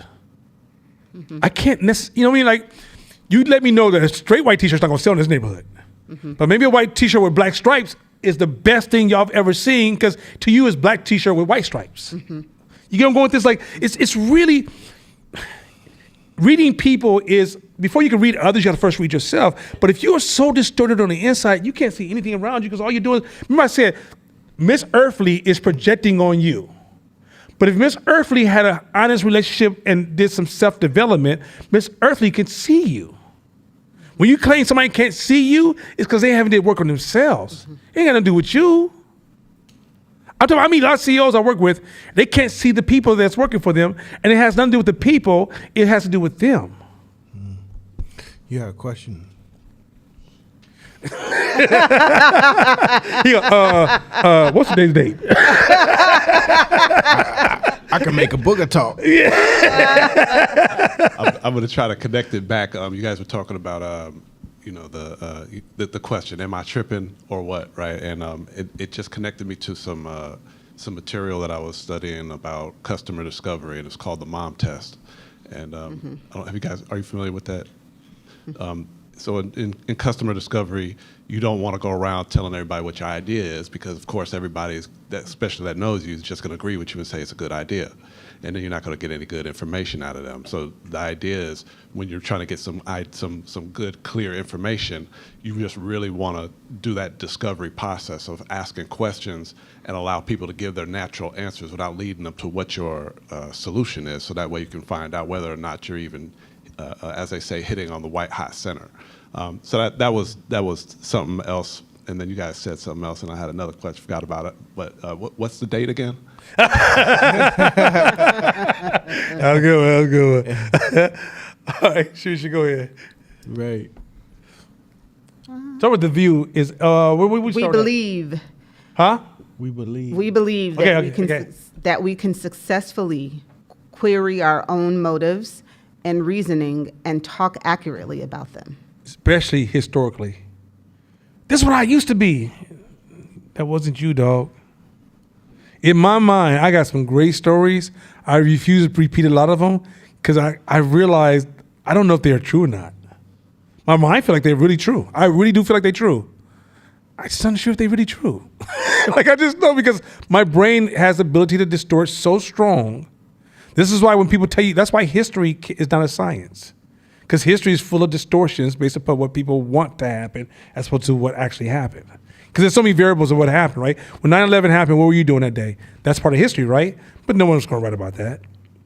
What was happening in Oakland during 9/11? Nobody knows writes about that, right? So you get lost in that person's description of history. Now, if they're Muslim and they was down with bin Laden, they're going to have one interpretation, and if they're from United States, they're down with the United States, they're going to have a different interpretation, right? So history is a distortion. Then as we tell it, the more we tell it over time, it changes its meaning because of the amount of trauma that went along with 9/11. Our mind's going to alter the facts so much that you're going to see things you didn't even see that day. Yo, here's an example. You say we got people here, Chicago, New York, right? Boston, all the different hoods in the U.S. Everybody in your particular area where you grew up and lived, all believe that you made the most contributions to hip hop, fashion, all these things, right? Oakland is so proud. We're so proud. We came up with slang, and we have these artists, and like hip hop would be nothing without Oakland. But you know what's interesting? Chicago feels the same. New York feels the same. Boston feels exactly the same. LA feels the same. And when you meet each other, both of your distortions come together and be like, wait, it wasn't until they came to the West Coast. They're like, nah, LA was the ones who did. Well, we gave LA the game. We just didn't get the credit for it. We stay trying to justify our positions with everything we do based on those distortions. And your brain does it automatically because of pride, because of ego, and just protection of self. So just that one example is blatant, but it's so many that we move with on a daily basis. It's so many in our world, parents that come and be like, my son's the truth. My son's the truth. Man, like at his school, he's killing everybody. Like I told him to stop playing because I just don't want them to beat him up after school or just hate on him because he's that good. Word? Man, bring him to the gym. I can connect him with some people. Yeah, like I already got him modeling and signing, like Nike kind of came up to us, but I'm holding them off. Like literally in people's brain, that kid is the best hooper since Michael Jordan. And then you sit there and you watch the kid play. And you're like, I cannot believe you straight lied on your kid like that. And your kid is a normal kid and there's nothing wrong with that. But the glasses in which we see shit, and after he'll come back and be like, man, see, I told you. I'm like, yeah, but he had 0 points. But he did all the invisible stuff, the stuff that's not on the stat board. Come on, blood. Okay, all right. We're like that as humans. We like that. And it's no getting us off of it. It's as entrepreneurs, what we have to do is back off of it and say, you know what? That's where my brain went. But now let's talk with a bit of realism. Let's compare them. Let's use data. Let's put this in a real pool and see where it lands. And that's how we can make moves. Most of us also believe that we know what we don't know. That phrase by itself, we believe we know what we don't know. I mean, once you realize how much you don't know, okay. Where's Gabby at? Did she leave? Oh, okay. Well, share this story with her. Have you been someplace and be like, everybody's smoking weed right now? You heard somebody say, yeah, that's what everybody's doing right now, right? But you never ask yourself how many kids are not. And if you actually ask yourself how many people are actually not, you may find the numbers actually way bigger. But your brain will take the small few that it sees and says, everybody's doing this, right? A lot of times our analysis is assuming what we don't know to be true. Everybody's doing this. How many people are not doing this? Oh, you'll get canceled. Like, for example, they're going to cancel you. Okay, how many people didn't get canceled? Oh, we don't pay attention to that. You don't really pay attention to what you don't know.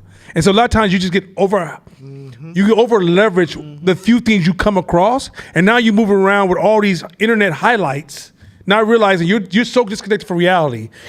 Man, every time black people try to start a business, white folks come along and destroy it. How many black people that white people didn't touch? Oh man, every city black people built, white people burned it up. How many did they not burn? Oh man, every time we try to build something, here comes some white folks. And how many times it did not happen? And when you say, well, why ain't they here today? Did you realize that most businesses don't last forever? The lifespan of most businesses die pretty fast.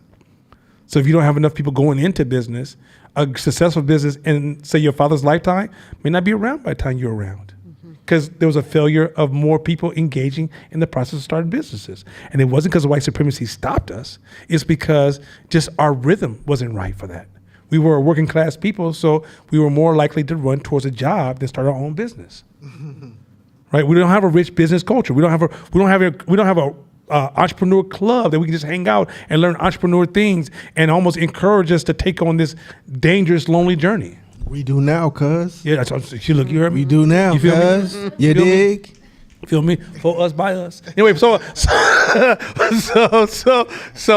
you guys get on going with this, like, a lot of stuff that you did, a lot of these fears and these ideas you've hold, you never ask the opposite question. That's why I like my man's question earlier, because he took the statement that was on this side and he went to the other side of the idea.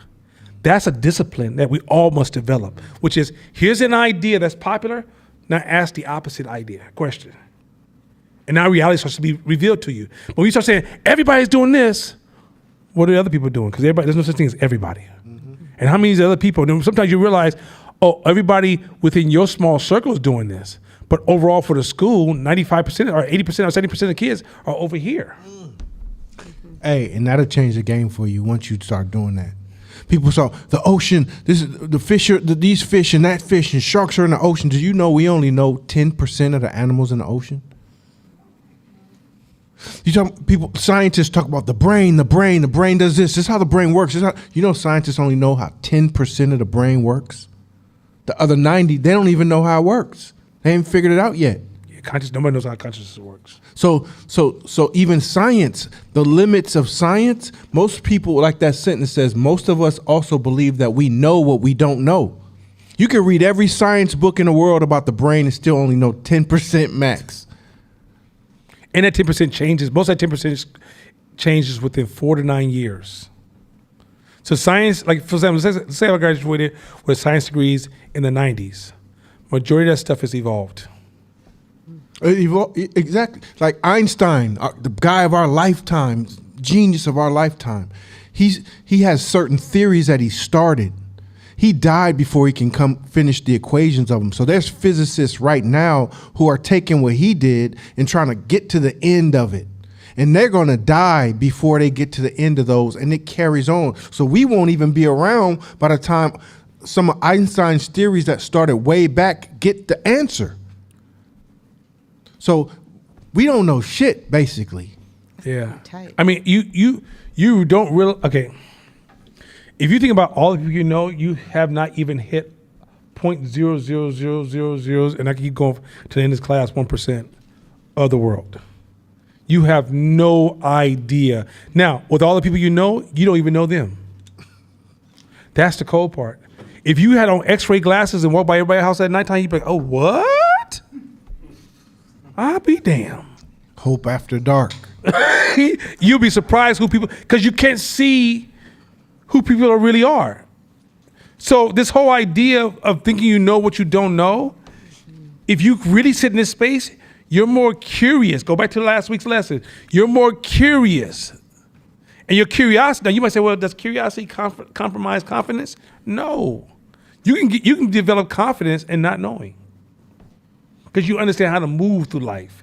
It's not, you don't need it, okay, by you not knowing what you don't know, it helps you develop a different relationship with life, that when you finally get a chance and share the knowledge of your journey, you realize you gather more than most. And that's where your confidence comes from. Mm-hmm. Like by moving, look, if you look at all the people that are really close, all the men that are around me that talk business with me all the time, and my sister who talks business with me all the time, we move in an area of questions and curiosity. But if you put us together, if you just say, okay, Shabisha, let me pick your brain. You're like, God damn, she knows a lot of shit. She's accumulating because she's always asking questions. And even as she's comfortable knowing, if the right thing happens, it's up for question. She never walks around with blind confidence. Like, no, that's the way it is. That's when you start slipping. When you start saying that's the way it is. Because your ego, in order for you to subdue your ego, you need support of others. Otherwise, the more you protect yourself, the more your ego gets out of control. And let me tell you how it happens. Because your brain is trying to make it an incident or a one-timer or a scenario. You could be humble. Yeah, tell me more. Yeah, it's great. Yeah, no, I'm peace, stoic, yeah, everything. Yeah, I'm Christian, all that stuff. Yeah, Muslim, Jewish, yeah, whatever you want to call me, I'm all that. And then you get this surge of money. Pow. Boom. Mm-hmm. And they say, damn, now that you figured that shit out by yourself, you're like, yeah, I kind of did. Mm-hmm. Now you be like, yo, what? Dude, Google me. Look what the shit I got. Do you know who I am? Me. You know who I am? Like, look at the shit I built over here. How you gonna ask me a question? You too small. You too small to be talking to me. And all of a sudden, that's the beginning of your downfall. So your ego will keep showing up at different times in your life. And if you don't know how to, you override it with curiosity, just when you think you got it under control, a new situation happens in your life, and now your ego takes off again, and it's going wild. And if you can't let your partner say, hey, your ego's getting out of control. Yo. If you can't humble, look, the warrior who cannot put his sword and his shield down is not a warrior. That's cold game. You are a frantic, damaged animal fighting for your life. You're a scary fear. You're actually wearing the shield of fear. It's a cold game. When you actually strong, you can actually there's a group of people you say, all right, I'm coming into the den to sit with y'all. I'm leaving my weapons outside because whatever goes, goes. And I'm ready to receive the friction or whatever comes my way because this is for me. I need to hear you speak into me. Now, when you go back in the field, you might have to put the shield on and be chopping necks off. Yeah, nah, I negotiated this, got that shit for 2,000 square foot. It was nothing. And then as soon as you get through, sit down with the other warriors. Yo, what's up, man? What y'all think? What can I do better? I'm not arguing with y'all. And somehow we think being rough every time is a statement of strength when it's actually a statement of weakness, fragility, trauma. Being humble is a superpower. Being curious is a superpower. Serving others is leadership. Oh, Jesus Christ type language. I saw there was a woman, who she taught like engineering to graduate students. Real smart cookie. I met her like 2 years ago, and I watched her not know something, and her response was, I don't know. Tell me what that means. I'd never seen a black woman do that before. Never. Hey, I tell you this. I was like, that is the tightest, wow. That right there is one of the most important skills you can have as an entrepreneur on the scale. Because the very beginning of those slides where he was talking about how at certain subconscious layers and levels of yourself, you can get triggered without you even consciously being aware of it, and you'll make unconscious choices and decisions and take unconscious actions. Even on the surface, you may not agree or be aware, because the worst thing that can happen is that you shut down that humility and that feedback loop closes down. Woo. And you make some money. Oh, that's the worst. That's the worst thing that can happen. Oh, that's the for you to worst get thing. bread, for you to hit a hype cycle, and now you got money in the bank, and you haven't cured that part of yourself yet. You almost doomed to fail. I told the story a few years back when I first started teaching Hope, and that was, I had my first meal. I was 31 years old. I lost my fucking mind, and so I'm buying 2 of everything. And so I had a white party at my house in the Oakland Hills. It was popping. So I had everybody sign in at the front. Everybody signed in because we wanted everybody to be there who was there to sign in. Me and my wife at the time. So after the party's over, everything, we was popping. We was drinking and smoking and drinking and smoking. It was lit, all that. But after the thing, we grabbed the sign-in sheet. It was like a picture, and you can write your name and who was there on the side. So we reading all around it, and one of the things on the sign-in sheet said, "When you lose everything, call me." Oof. And he signed his name.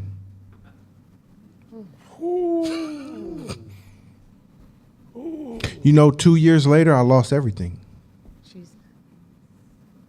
Because people could see, I didn't call them.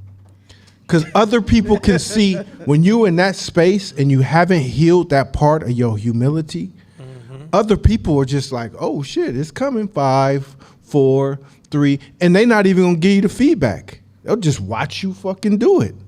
But you set that up. But because, I set it up. 2, 1, so the best antidote for maintaining, even surviving and growing is the humility, is the feedback loop.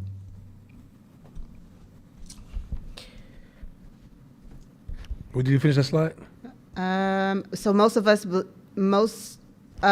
also believe that we know what we don't know, that we're aware when our introspection comes up short or draws a blank. Keep going. Next slide.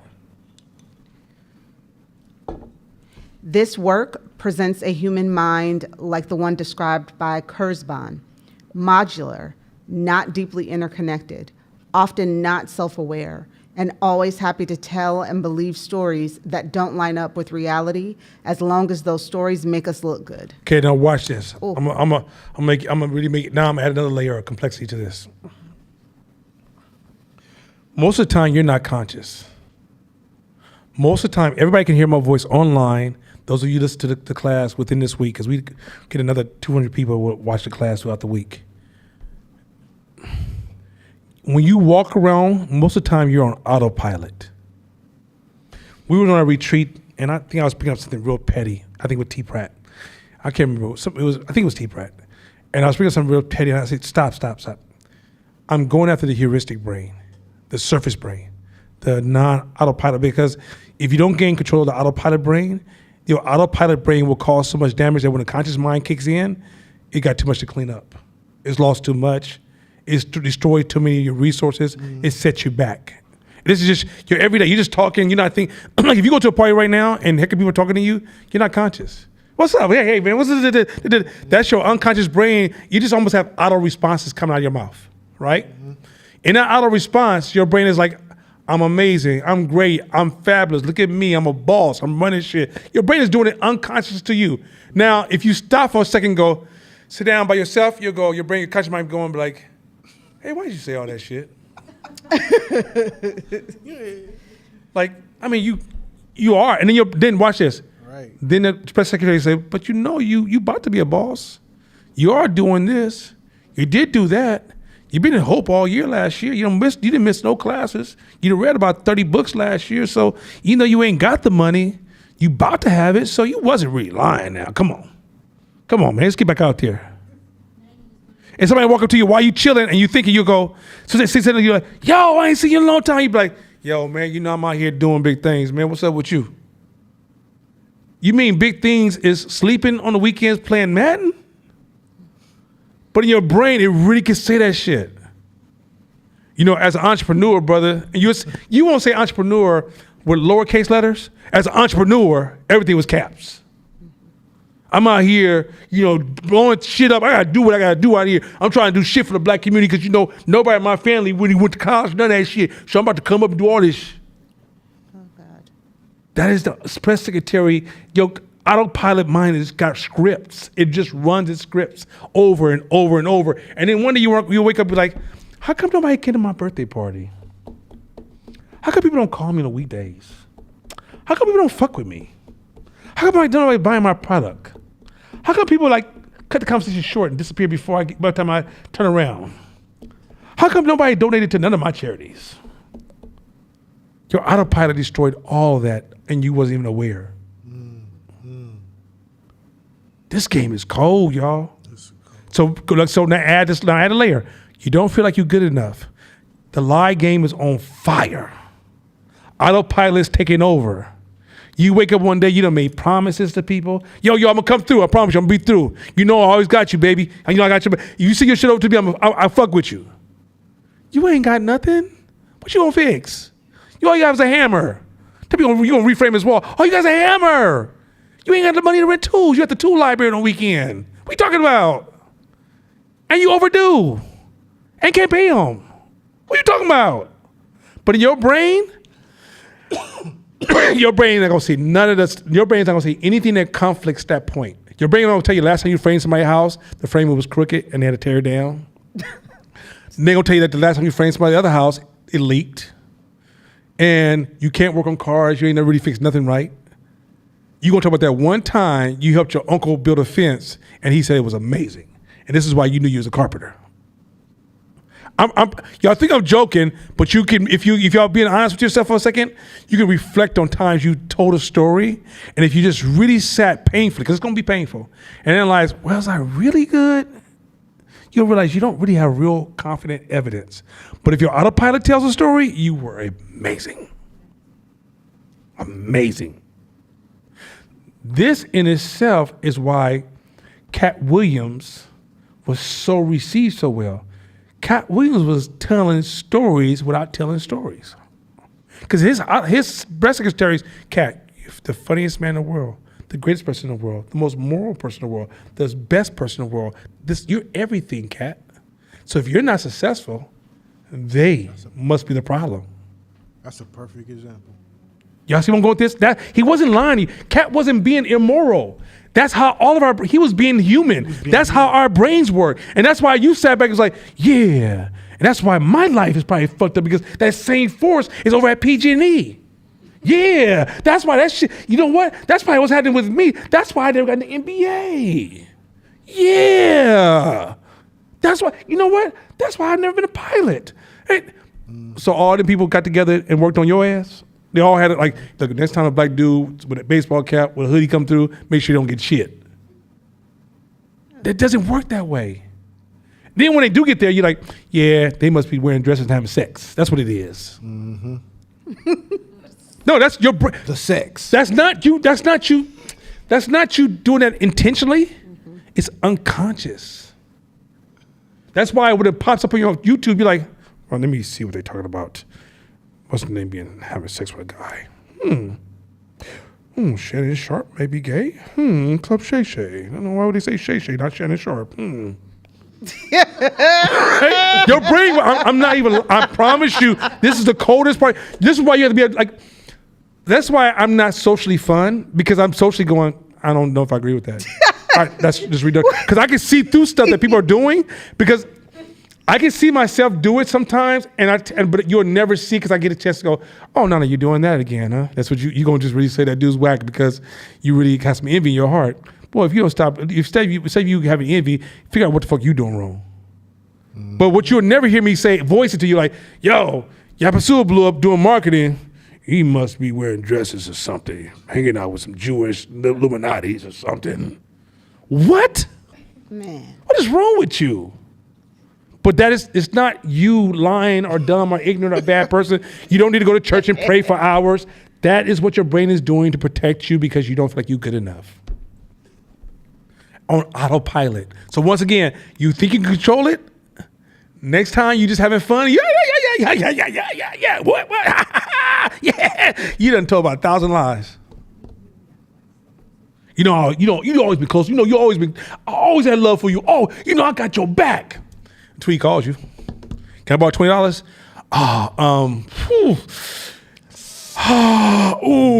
My daughter just graduated and 20? What do you do 20 for? Like it's that. I promise you. Right. And you didn't do it intentionally. So if you're not if you're not practicing some type of meditation, self-ownership, and the right circle of people around you, you're victimizing. You're literally taking 5 steps backwards in your autopilot, and then taking an aggressive step forward in consciousness, and wonder why you feel like you're just running in place. Because when you're in autopilot, you're going backwards. And you're going forward. So the mind of you that can sit in here right now and debate me in this class, that's your conscious mind. That mind can be so if right now, if you open up, somebody give you a microphone, we may have the best dialogue in the world. Somebody online going, oh my God, this person is brilliant. When I come to class, I'm going to hang out with that person. Not realize if they catch you at the party, they'd be like, whoa. Because the autopilot is actually working against you, saying shit that don't make no sense. Like you could be in this class, like, yo, black people, I love my people. At the end of the day, I do whatever I can to help black people out and change the world. Because at the end of the day, right? You're at the club, I don't give a fuck about a nigga. I don't give a shit. I smoke my weed. I don't give a fuck. Oh man, that's just a song. No, it's autopilot. It's autopilot. It's literally working against everything you believe and stand for because you don't feel like you're good enough. Hey, real talk is the downside of this is that the masses, the world we live in, the culture we live in, the normal society that we live in will stop being fun. And you just become a party pooper because you literally can see through. It's almost like the whole Matrix shit. And I hate giving that Matrix example because it's so watered down and overused. But literally, you ain't as fun. In my ears in the gym, I'm not listening to no music because I ain't really into all that shit. I'm listening to audiobooks, podcasts, and occasionally some music. But it's scrutinized in my mind. Now, of course, there's times where you're going to do hood rat shit with your friends, but that's an exception. It's not the norm. And you acknowledge that that's what you're doing. But you don't think that's what everybody's doing. That's our culture. No, that's y'all culture. Our culture is black excellence and success and the rhythms that come with it. And the rhythms that come with it is question everything. And to be able to see through the bullshit that happens and people say, and the thing is, you got to be able to pause things because you don't want that entering into your spirit. So hey, I'm cool, man. I don't know about that, or that's cool. I just won't listen to it. I'm not going to engage in that gossip or that bullshit because a lot of that backfires on you.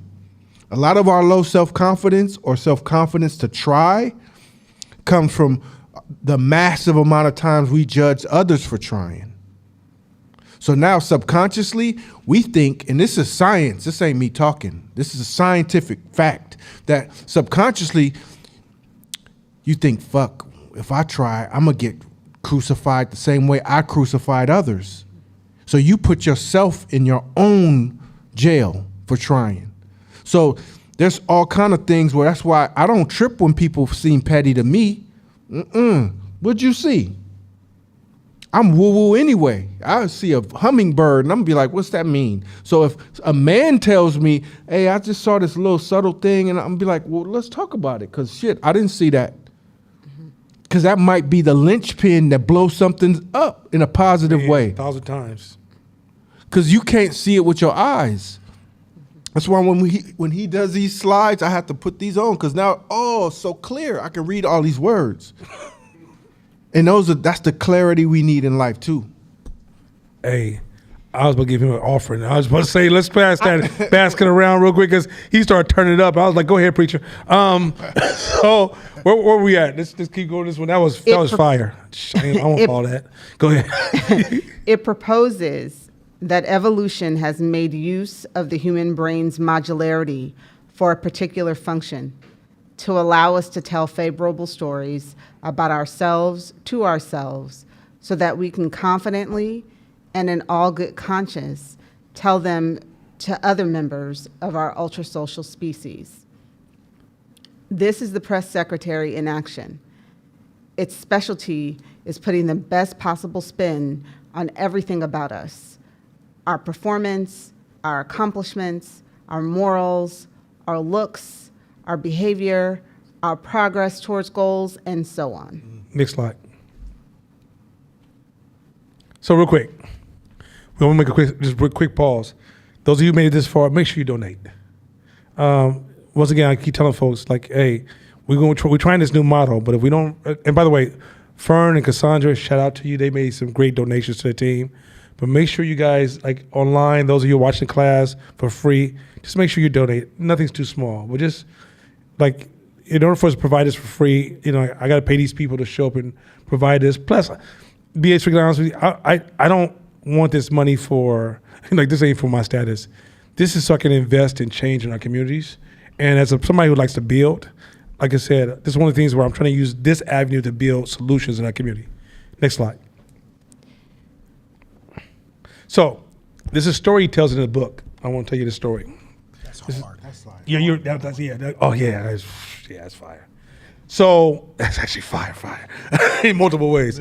So he helped me focus, it's tight. Yeah, Daniel, go ahead. So he tells a story that he bought a friend's car and he's driving his friend's car, and he's in the fast lane, and the vehicle starts to run out of gas, and he has to steer the car from the fast lane to the slow lane with no fuel in the vehicle.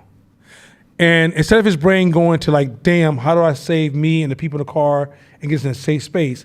The first thing his brain did, guess what it did? He started making excuses for what happened. This ain't my fault. This ain't even my car. I didn't know there was no fuel in there. Nobody told me they had $5. His brain went to press secretary mode before he was even moving towards safety. I want you to just hear that for a second. You're running your business. A crisis hits. Guess what your brain runs to first? Protect self-value first. It doesn't try to get to safety. It doesn't try to steer the situation. And then even when you get and pull over, the first thing that comes out your mouth is, oh shit, thank God we made it, we're safe. Everybody okay?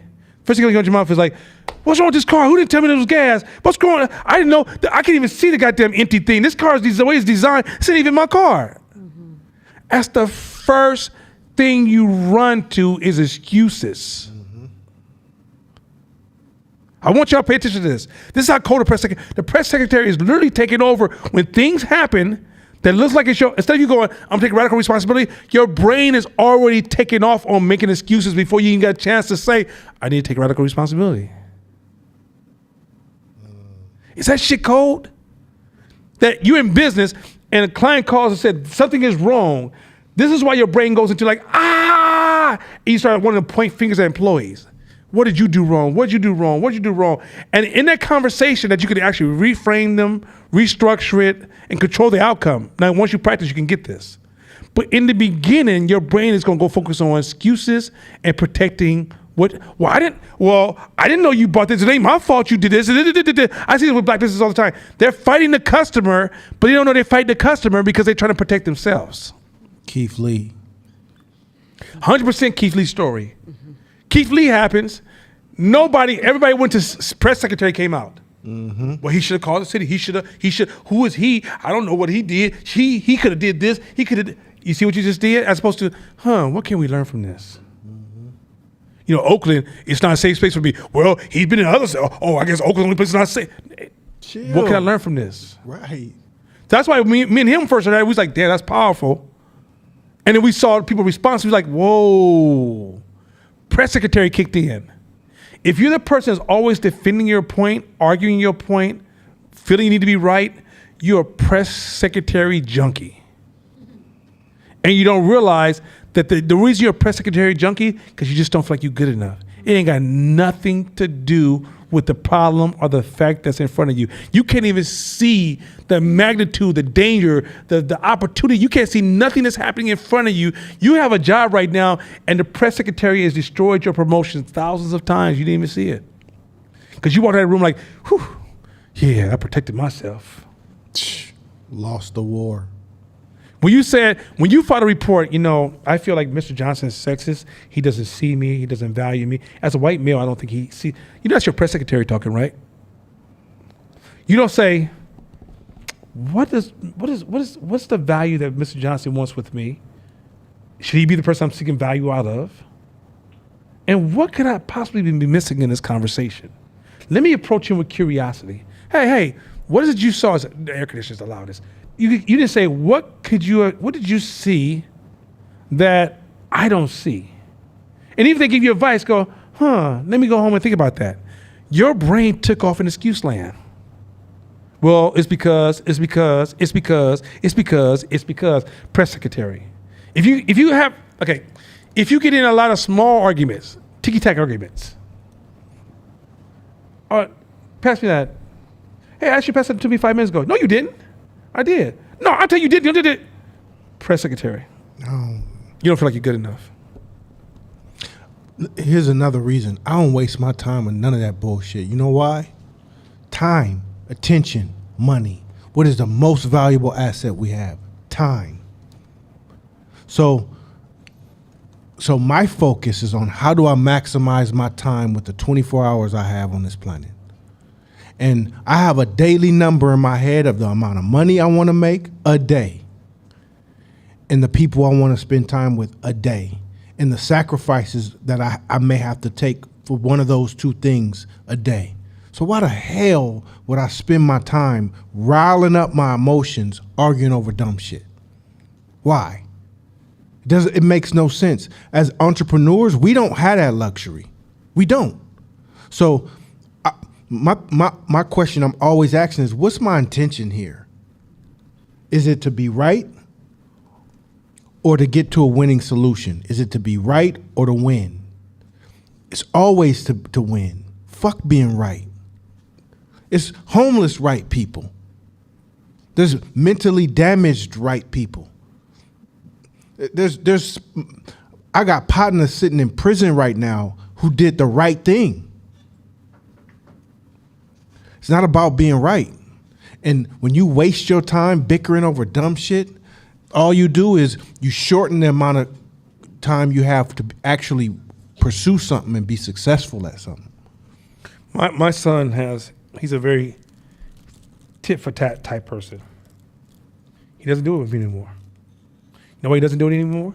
Because every time he'd take off an argument and go, well, what's the point of this argument? Where are we going with this? if you're right or you're wrong, why you put your value on trial? And I kept saying it to him all the time, stop putting your value on trial. Why you putting your value on trial? After a while, he now just come to me and he just talks to me. Or he'll just give me his insight, his feedback, right? And we talk normal. But if he's around other people, he around his mother, he'll still go to this, right? Because his family he comes from is full of press secretaries. Oh no, I'm great, you're great, I'm great. No evidence need to be, press secretary doesn't need evidence because if it wouldn't, press secretary doesn't work as a liar. It doesn't lie. Because if it lies, it works against the value of it being a press secretary. It has to work with distortions for it to be successful. And so, like when my son tries to sometimes take off on me on something, I just show him a distortion. Like, that's a distortion, right? You can't possibly know that. Where are you going with this? Mm-hmm. And he'll say, and after a while, he just start realizing, in order for that dance to work, I have to join you. I'm not going to join you on this dance.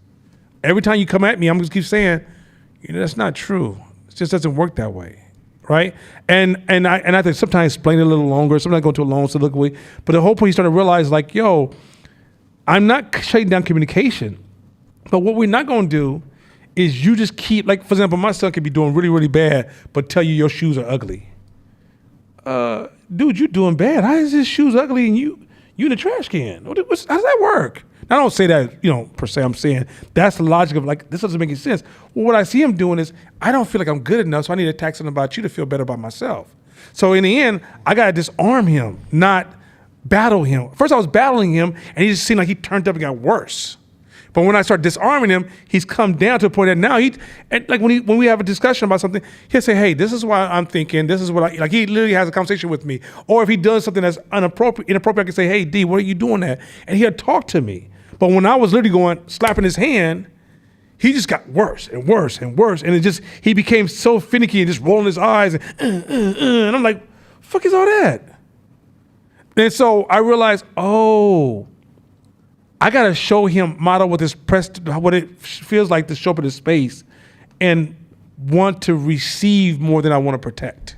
Mm-hmm. I want to receive insight and dialogue more than I want to protect myself. Mm-hmm. The more I protect myself, the more I'm shutting down look, let's say I'm a hood kid, 6'9" Ville, 73rd in Lockwood. I'm a real fucking hood kid. All my high school friends died from the dope game. I'm a real hood kid, went to Castlemont. The way I escaped my hood thinking is because I allowed other people to talk to me. A lot of my hood partners won't let anybody that's not in their circle talk to them. Mm-hmm. And that keeps them trapped in their motherfucking hood. Mm-hmm. And if you talk to them, they'll be like, yo, if you don't say something a certain kind of way, or if you don't frame it, if you don't come through the 7 chambers of how to communicate to them, don't say shit to me. Mm-hmm. And if you do, you fucking offended me or you judging me. Right? They've built so many defensive that they defend themselves so much they're trapped behind their own belief walls. So the hood is not a space that you live in. The hood is a state of mind. And so in order for that hood to stay alive, and I ain't talking about so for example, I'm not a square, but I do like some square shit. Don't get me wrong. And I'm not hood, but I do like some hood shit. But I'm not bound by neither one of those. I'm bound by what moves me forward for the things I see I need to necessarily work on. As a man, I need to seed the soil my children will walk on. That's my number one goal as a man. So if I'm trying to seed the soil my children will walk on, what will allow me to seed that soil? And if any of these beliefs interrupt that process, fuck them all. But a lot of cats never leave these beliefs, whatever the beliefs they stuck in, because their beliefs become the walls that they keep people out. It's also the walls that trap them inside. Mm. So if you say I'm hood, all you're doing is reinforcing the walls that's trapping you in. Mm-hmm. And so you become hood by your announcement, not because of your choices. Mm-hmm. There's no such thing as hood choices. Look, man, you don't need college degrees to be dope as fuck. Mm-mm. But you do need to have a discipline and a new set of rituals and habits. You do need it. I know a lot of millionaires who don't have college degrees. But one thing they do have, their learning game is on fire. That's what it is. On fire. Them cats will learn by all. And so many of y'all who got degrees have lower self-esteem than my partners who came from the hood. The difference is that they bet on themselves every fucking time. Y'all don't. Y'all stuck on this damn story. You're trapped by the story of what you think you are. You said, I'm hood dude, I'm from East Oakland, I'm from this block, I'm from this school, I came from these parents, I came from the Johnsons, I'm from the South. What the fuck you say? And guess where you gonna be 30 years from now? Same place. Hey, you know what's dope? When we go on the retreats, we go to these different cities, Washington, Seattle, or Arizona, San Diego, all these places where it's not a lot of people that look like us, right? It's probably 1 degree amongst all 5 of us. You know what I'm saying? But when we sit down and engage talking to each other, we damn near shut the whole place down. Everybody's like listening, trying to in our ear, in our food, trying to hear what we talking about, jumping in, because they're like, who are these men? And they must be somebody important, because the quality quality of what we're talking about and how deep it goes and the psychology behind it and the books to back it up. And even if we getting loud and we're debating back and forth ideas, they're done at such a high level that you damn near everybody else gets kind of quiet and they're just watching us. 1 degree amongst all of us. Because it's not about, it's about progressiveness. Another thing is you ain't got a lot of time. We only got a finite amount of time left on this earth. You got a finite amount of time left on it. If you already in the 3s and the 4s, then you damn near, if you lucky, you halfway there. So, and unforeseen shit happens to everybody. So motherfuckers could get off tomorrow. Who knows? So that's why it's important that your today has to be maximized. It got to be maximized. And it ain't about where, like, if we're bound by where we're from, then we just gonna do the same thing that was done to thousands of other brothers that did this, that grew up before us. Fuck that. Like, make a difference. To make a difference, you got to shake off the difference and get it. So we know, like, you know, brilliant black folks in your neighborhood. You know, brilliant black folks. You grew up with brilliant black folks. I know people who, like, my father was brilliant. He just got hooked on whatever, or he just got caught up doing this, or he just went to prison. But my father was brilliant. My mother was brilliant. We got them. I don't let a degree define me. You don't let the degrees define you. You use them as tools if you need them. But that shit don't stop after you get your degree, because that degree already outdated by the time you graduate. So this is why this stuff is so powerful. That the progressiveness of someone who's they're on their journey, and while they're on their journey, they're spitting out to you, hey, this is what I'm reading. This is what I'm reading too. Hey, this is what I'm reading too. This is what I'm reading too. I'm not being your guru. I'm giving you the same shit that I'm reading too. So we on the same level. And on your ass if you're not reading it or listening to the podcast, because I'm like, you gotta be on my level. That's why this shit is so important. Listen, I never want to say this story in front of him because he gonna say I told you so. Let me show you the opposite side of this. Don't be saying I told you so. Just keep it to yourself.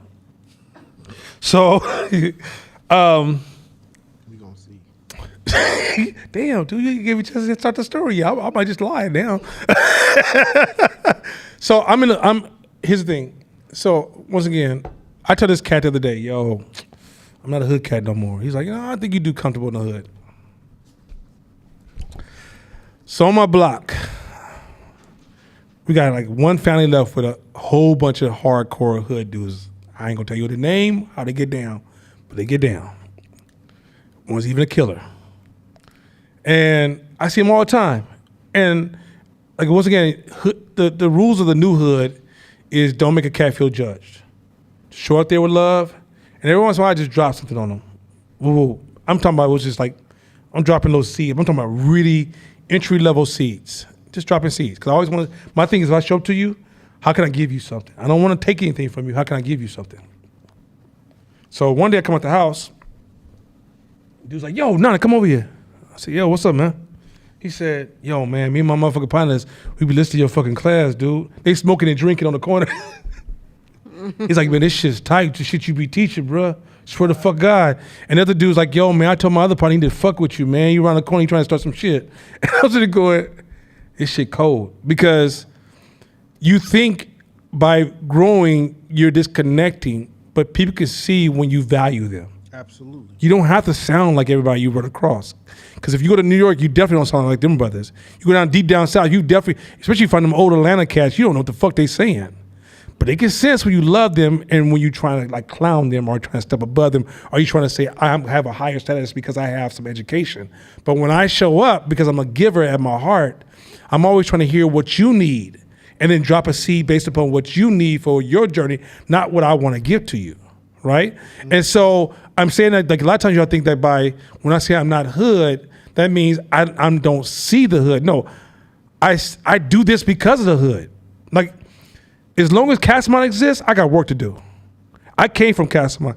I know what cats go through. I know that walk home and walking through the jungle and realizing this world says to me, I ain't gonna be nobody.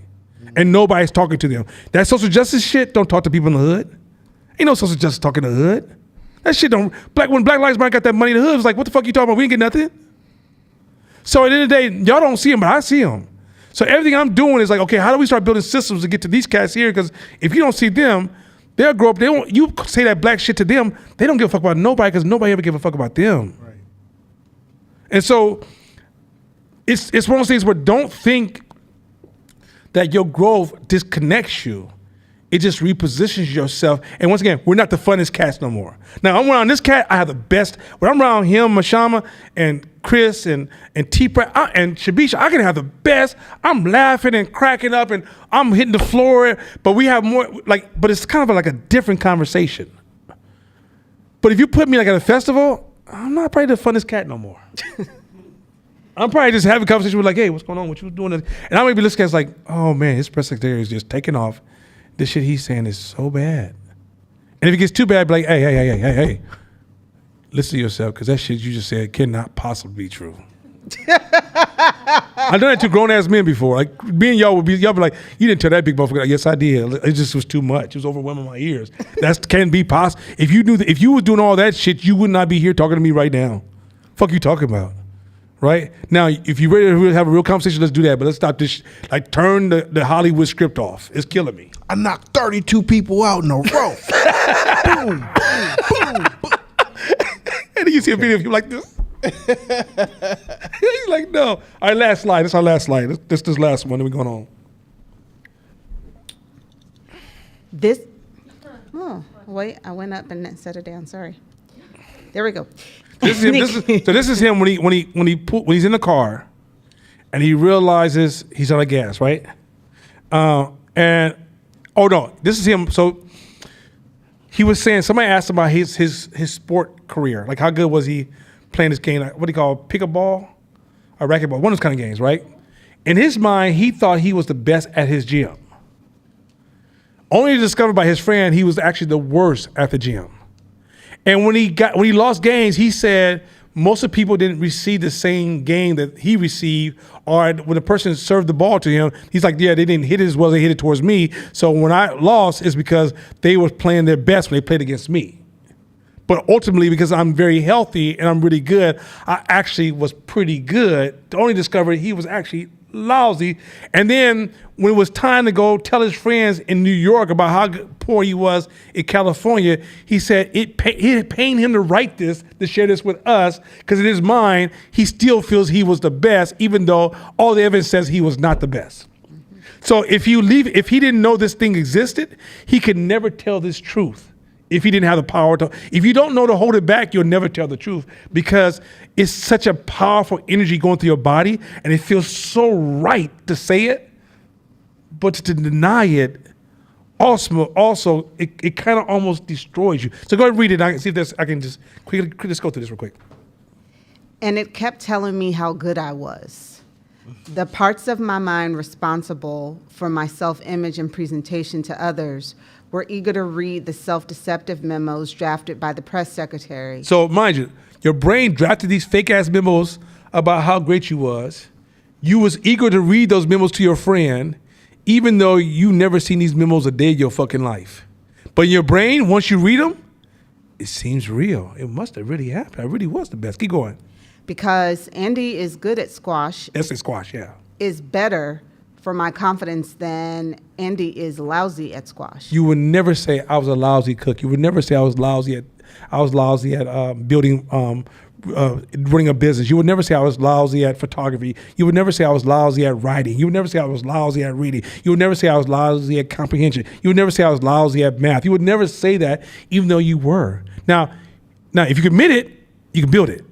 But you ain't building it, and it's being neglected because your brain's telling you you're great. So you're running around here all day long thinking you're great at business or great at whatever you're doing. A lot of times I invite people. I remember I invited my boy to class. I ain't gonna tell you who he was. And when we went to him, I saw his press secretary go on 10. Now when he saw me the next day, yo man, that was a dope ass class. I need that more in my life. But when he was in class, I'm doing good. I'm cool. I'm over here. I'm doing great. I'm thinking, no, you're not. I know you're not. They don't know you're not.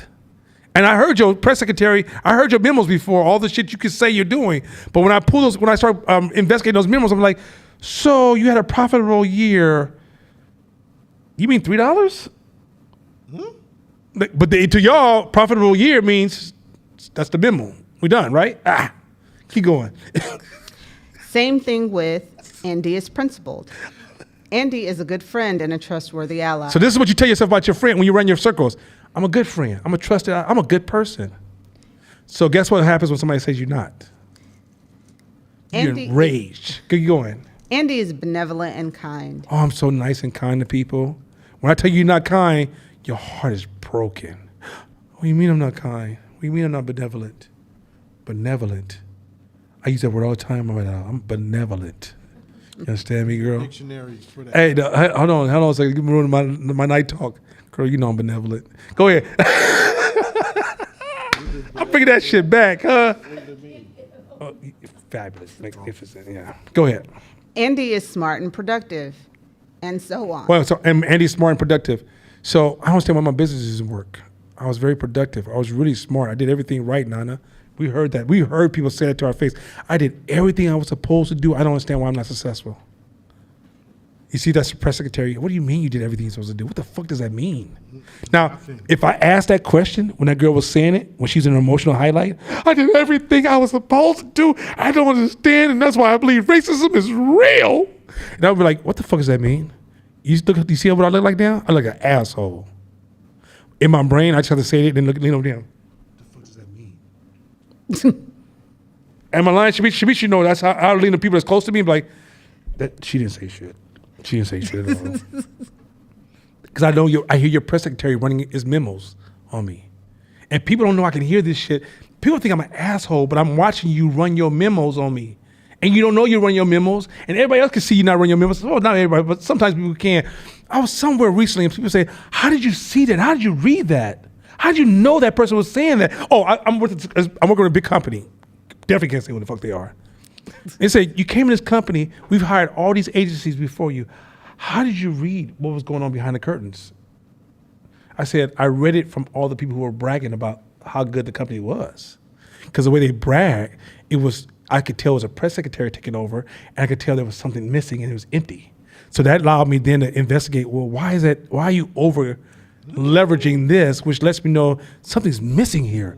And when I was able to ask the right questions, people just, they just blew up like a volcano with words. You're like, what the fuck? You're like, whoa, slow down. I thought I saw it, but that's more than, they said, how did you see it? I said, because when things are right, we talk different, but when the press secretary takes over, it's a little bit too braggadocious. This is why when I'm out and about, if you're like, I'm doing big things, if somebody says I made $1 million, that's a buzzword. I don't hear nothing you just said for now. Whatever. I'm blowing up. I don't hear you. Because when cats really blow up like that, okay, do y'all remember when Court hit 1 million or 2 million? Do I remember that? Don't really remember, do you? Because he said it so subtle, because his head was down. He's like, I made 1 million. He said that fast. He literally said that fast. He goes, I hit my first one. He didn't finish the fucking sentence. Because he realized, okay, I'm here. This doesn't mean anything. quick pat on the back, but if I fuck up, I can be back down here in a minute, or I really want to get to here, and there's a lot of shit I got to work on, and I'm currently busy maintaining this 1 million because it just changed what I was doing. I was at 800,000, 700,000, 500,000, whatever it was, right? When cats really make that money, it's a different way of expressing it. But when I hear people throw it on social media, I'm dismissed. I dismiss you. Social media is a press secretary. It's a press secretary convention.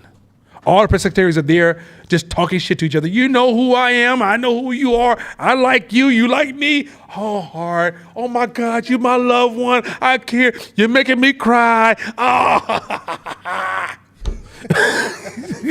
It's a press secretary trash house.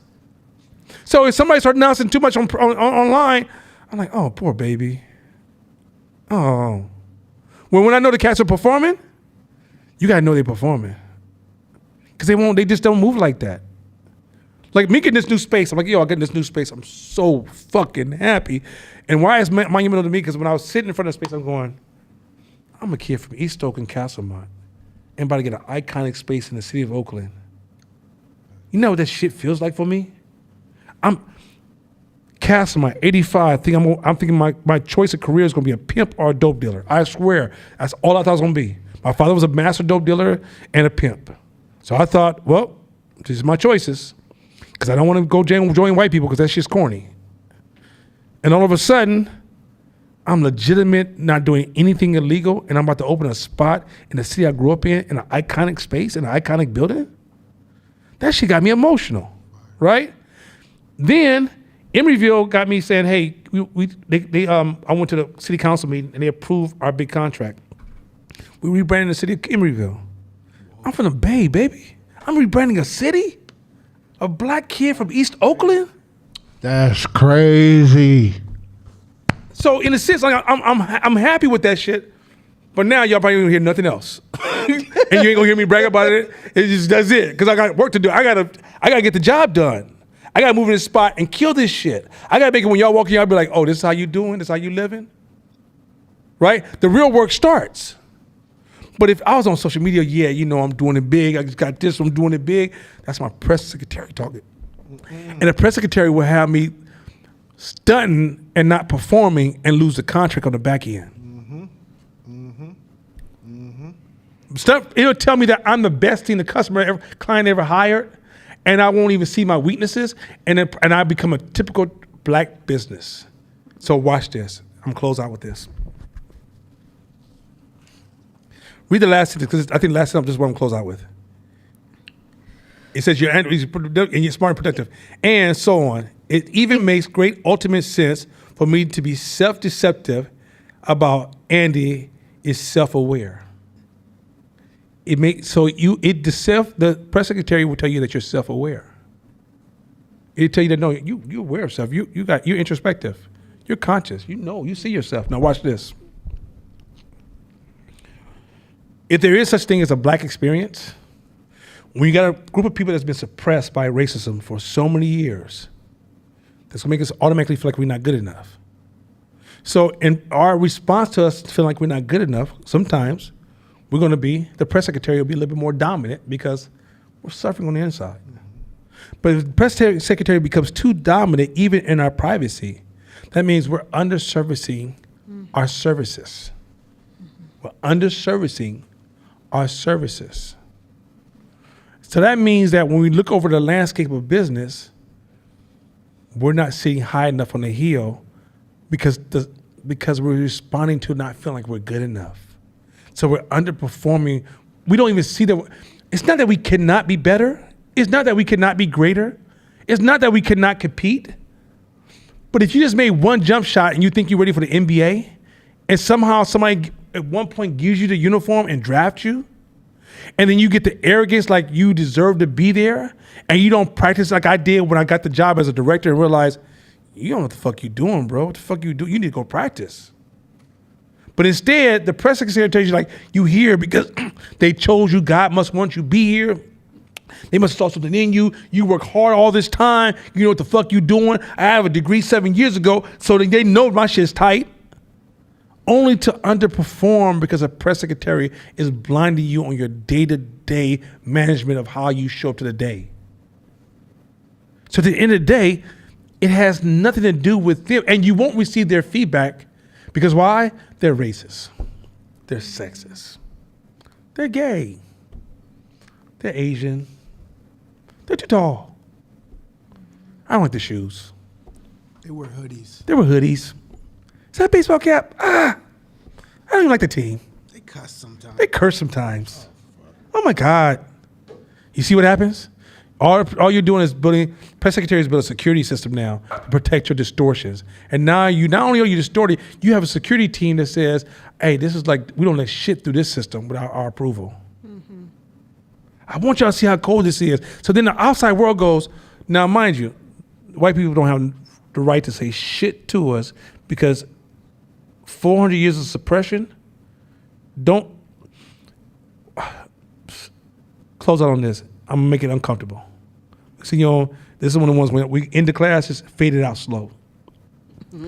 A man and a woman gets molested bad for years.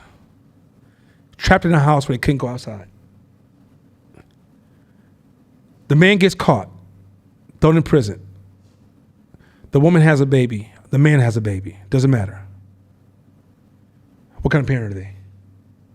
They just get out the house, been raped for like 10 years, and they go have a baby that day. What kind of parent are they? They fucked up, right? They're gonna transfer a lot of that damage in love to the child, right? But the child doesn't know because it's so adaptable that it's receiving damage. It translates it as the new norm. Then that child has a little child and passes that norm of love that they got from their parent to the next child. But while they're going through that process, molesters are always around them, raping people within their sight, reminding them of their trauma, and normalizing the process. Normalizing like it's just what we do in society. And then after hundreds of years, they say, oh, that was bad. We'll never molest again. Horrible. All right, get in society and fit. Do they fit? Now you understand why we got work to do? We don't get to be normal just because our press secretary says you're normal. We got years of hidden trauma that we normalized and adjusted to for so many years that got us playing games that won't allow us to produce what we need to produce. So when I tell you the hope is responding to slavery, Jim Crow, the crack era, it's a conversation that has to be a part of our curriculum. It's because we were economically suppressed for that many. Jim Crow ended it in 72. Not 52, 72. Oh, you thought black folks that's like the molestation ends finally. All the molesters say, look, society stop molesting. And all of a sudden say, why don't you just act like normal people? Bootstrap. Bootstrap yourself up. No one gets to judge you like that. This is why you have to have patience with self because you're climbing. You have to have forgiveness for yourself because you're climbing. You got to love yourself because you're climbing. And as you judge other black people, be careful with that. Because you may judge this person's trauma and not realize, once again, you imprison yourself by your own judgment. So I want you guys to understand that we got work to do. And as long as you put your head down and do the work, you start climbing above your trauma. I'm telling you, for somebody who's climbing, this shit gets different as you climb. But I come from the same, I got my ass whooped. My mother called me little nigga every day. My mother used the same harsh language slave masters used towards us, used the same harsh interactions with me, the same that her mother used towards her. Because that's what love was. And in 2024, just because we can be on a YouTube video and use some of the same words as white people, we think that trauma doesn't exist, not realizing that it's baked into our culture, our thinking, our everything. We don't get to just walk away from it that easy. Now, we could climb out of it, but that means that we have to develop a different level of self-awareness, and we got to make climbing a thing. Climbing has to be a thing. Now, in your lifetime, you may get to a point where you breathe fresh air, but you still got a little bit of legacy on you. But if you continue to climb 4 or 5 generations from now, you could be sitting on top of the mountaintop. The mountaintop is not a promise that someone's here to give to us. It's something that we have to reach for. And that's just important. And that's why in this class where we teach about this entrepreneurship is that entrepreneurs, you're leaders.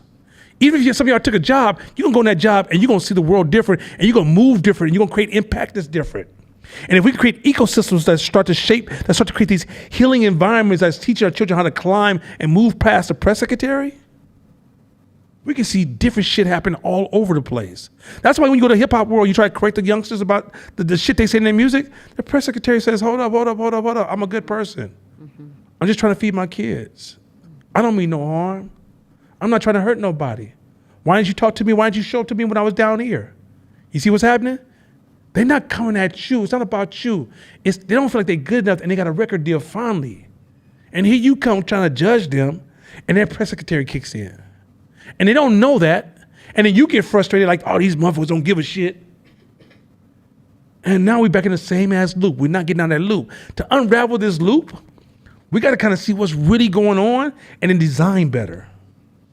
Oh, we can overcome this shit. All human beings been through trauma. Don't get it wrong. White people, if you look at white people aristocracy, that shit is unimaginable bad, right? All human beings come from trauma, but if for us to be in this society and find our place, we have to have a different conversation. So hopefully, like I said, I know this was disturbing how I used the triggering words of molestation and trauma, but I had to use that to show you that you may be experiencing your own trauma, but you live in a trauma-based culture. And if you don't know that shit, you're over there loving things, going dumb with it and having fun with it, not realizing you're really celebrating damage that came before you that your young brain didn't know was bad because you're the most adaptable thing on this earth. You can adapt to anything. Love you guys.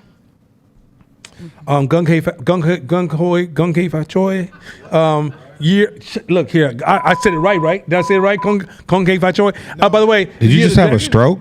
What? You just have a stroke? Okay. Yeah, you see, K. All right, y'all. Stay tuned. Next week, I'm coming for this cat. Pause. Peace. No.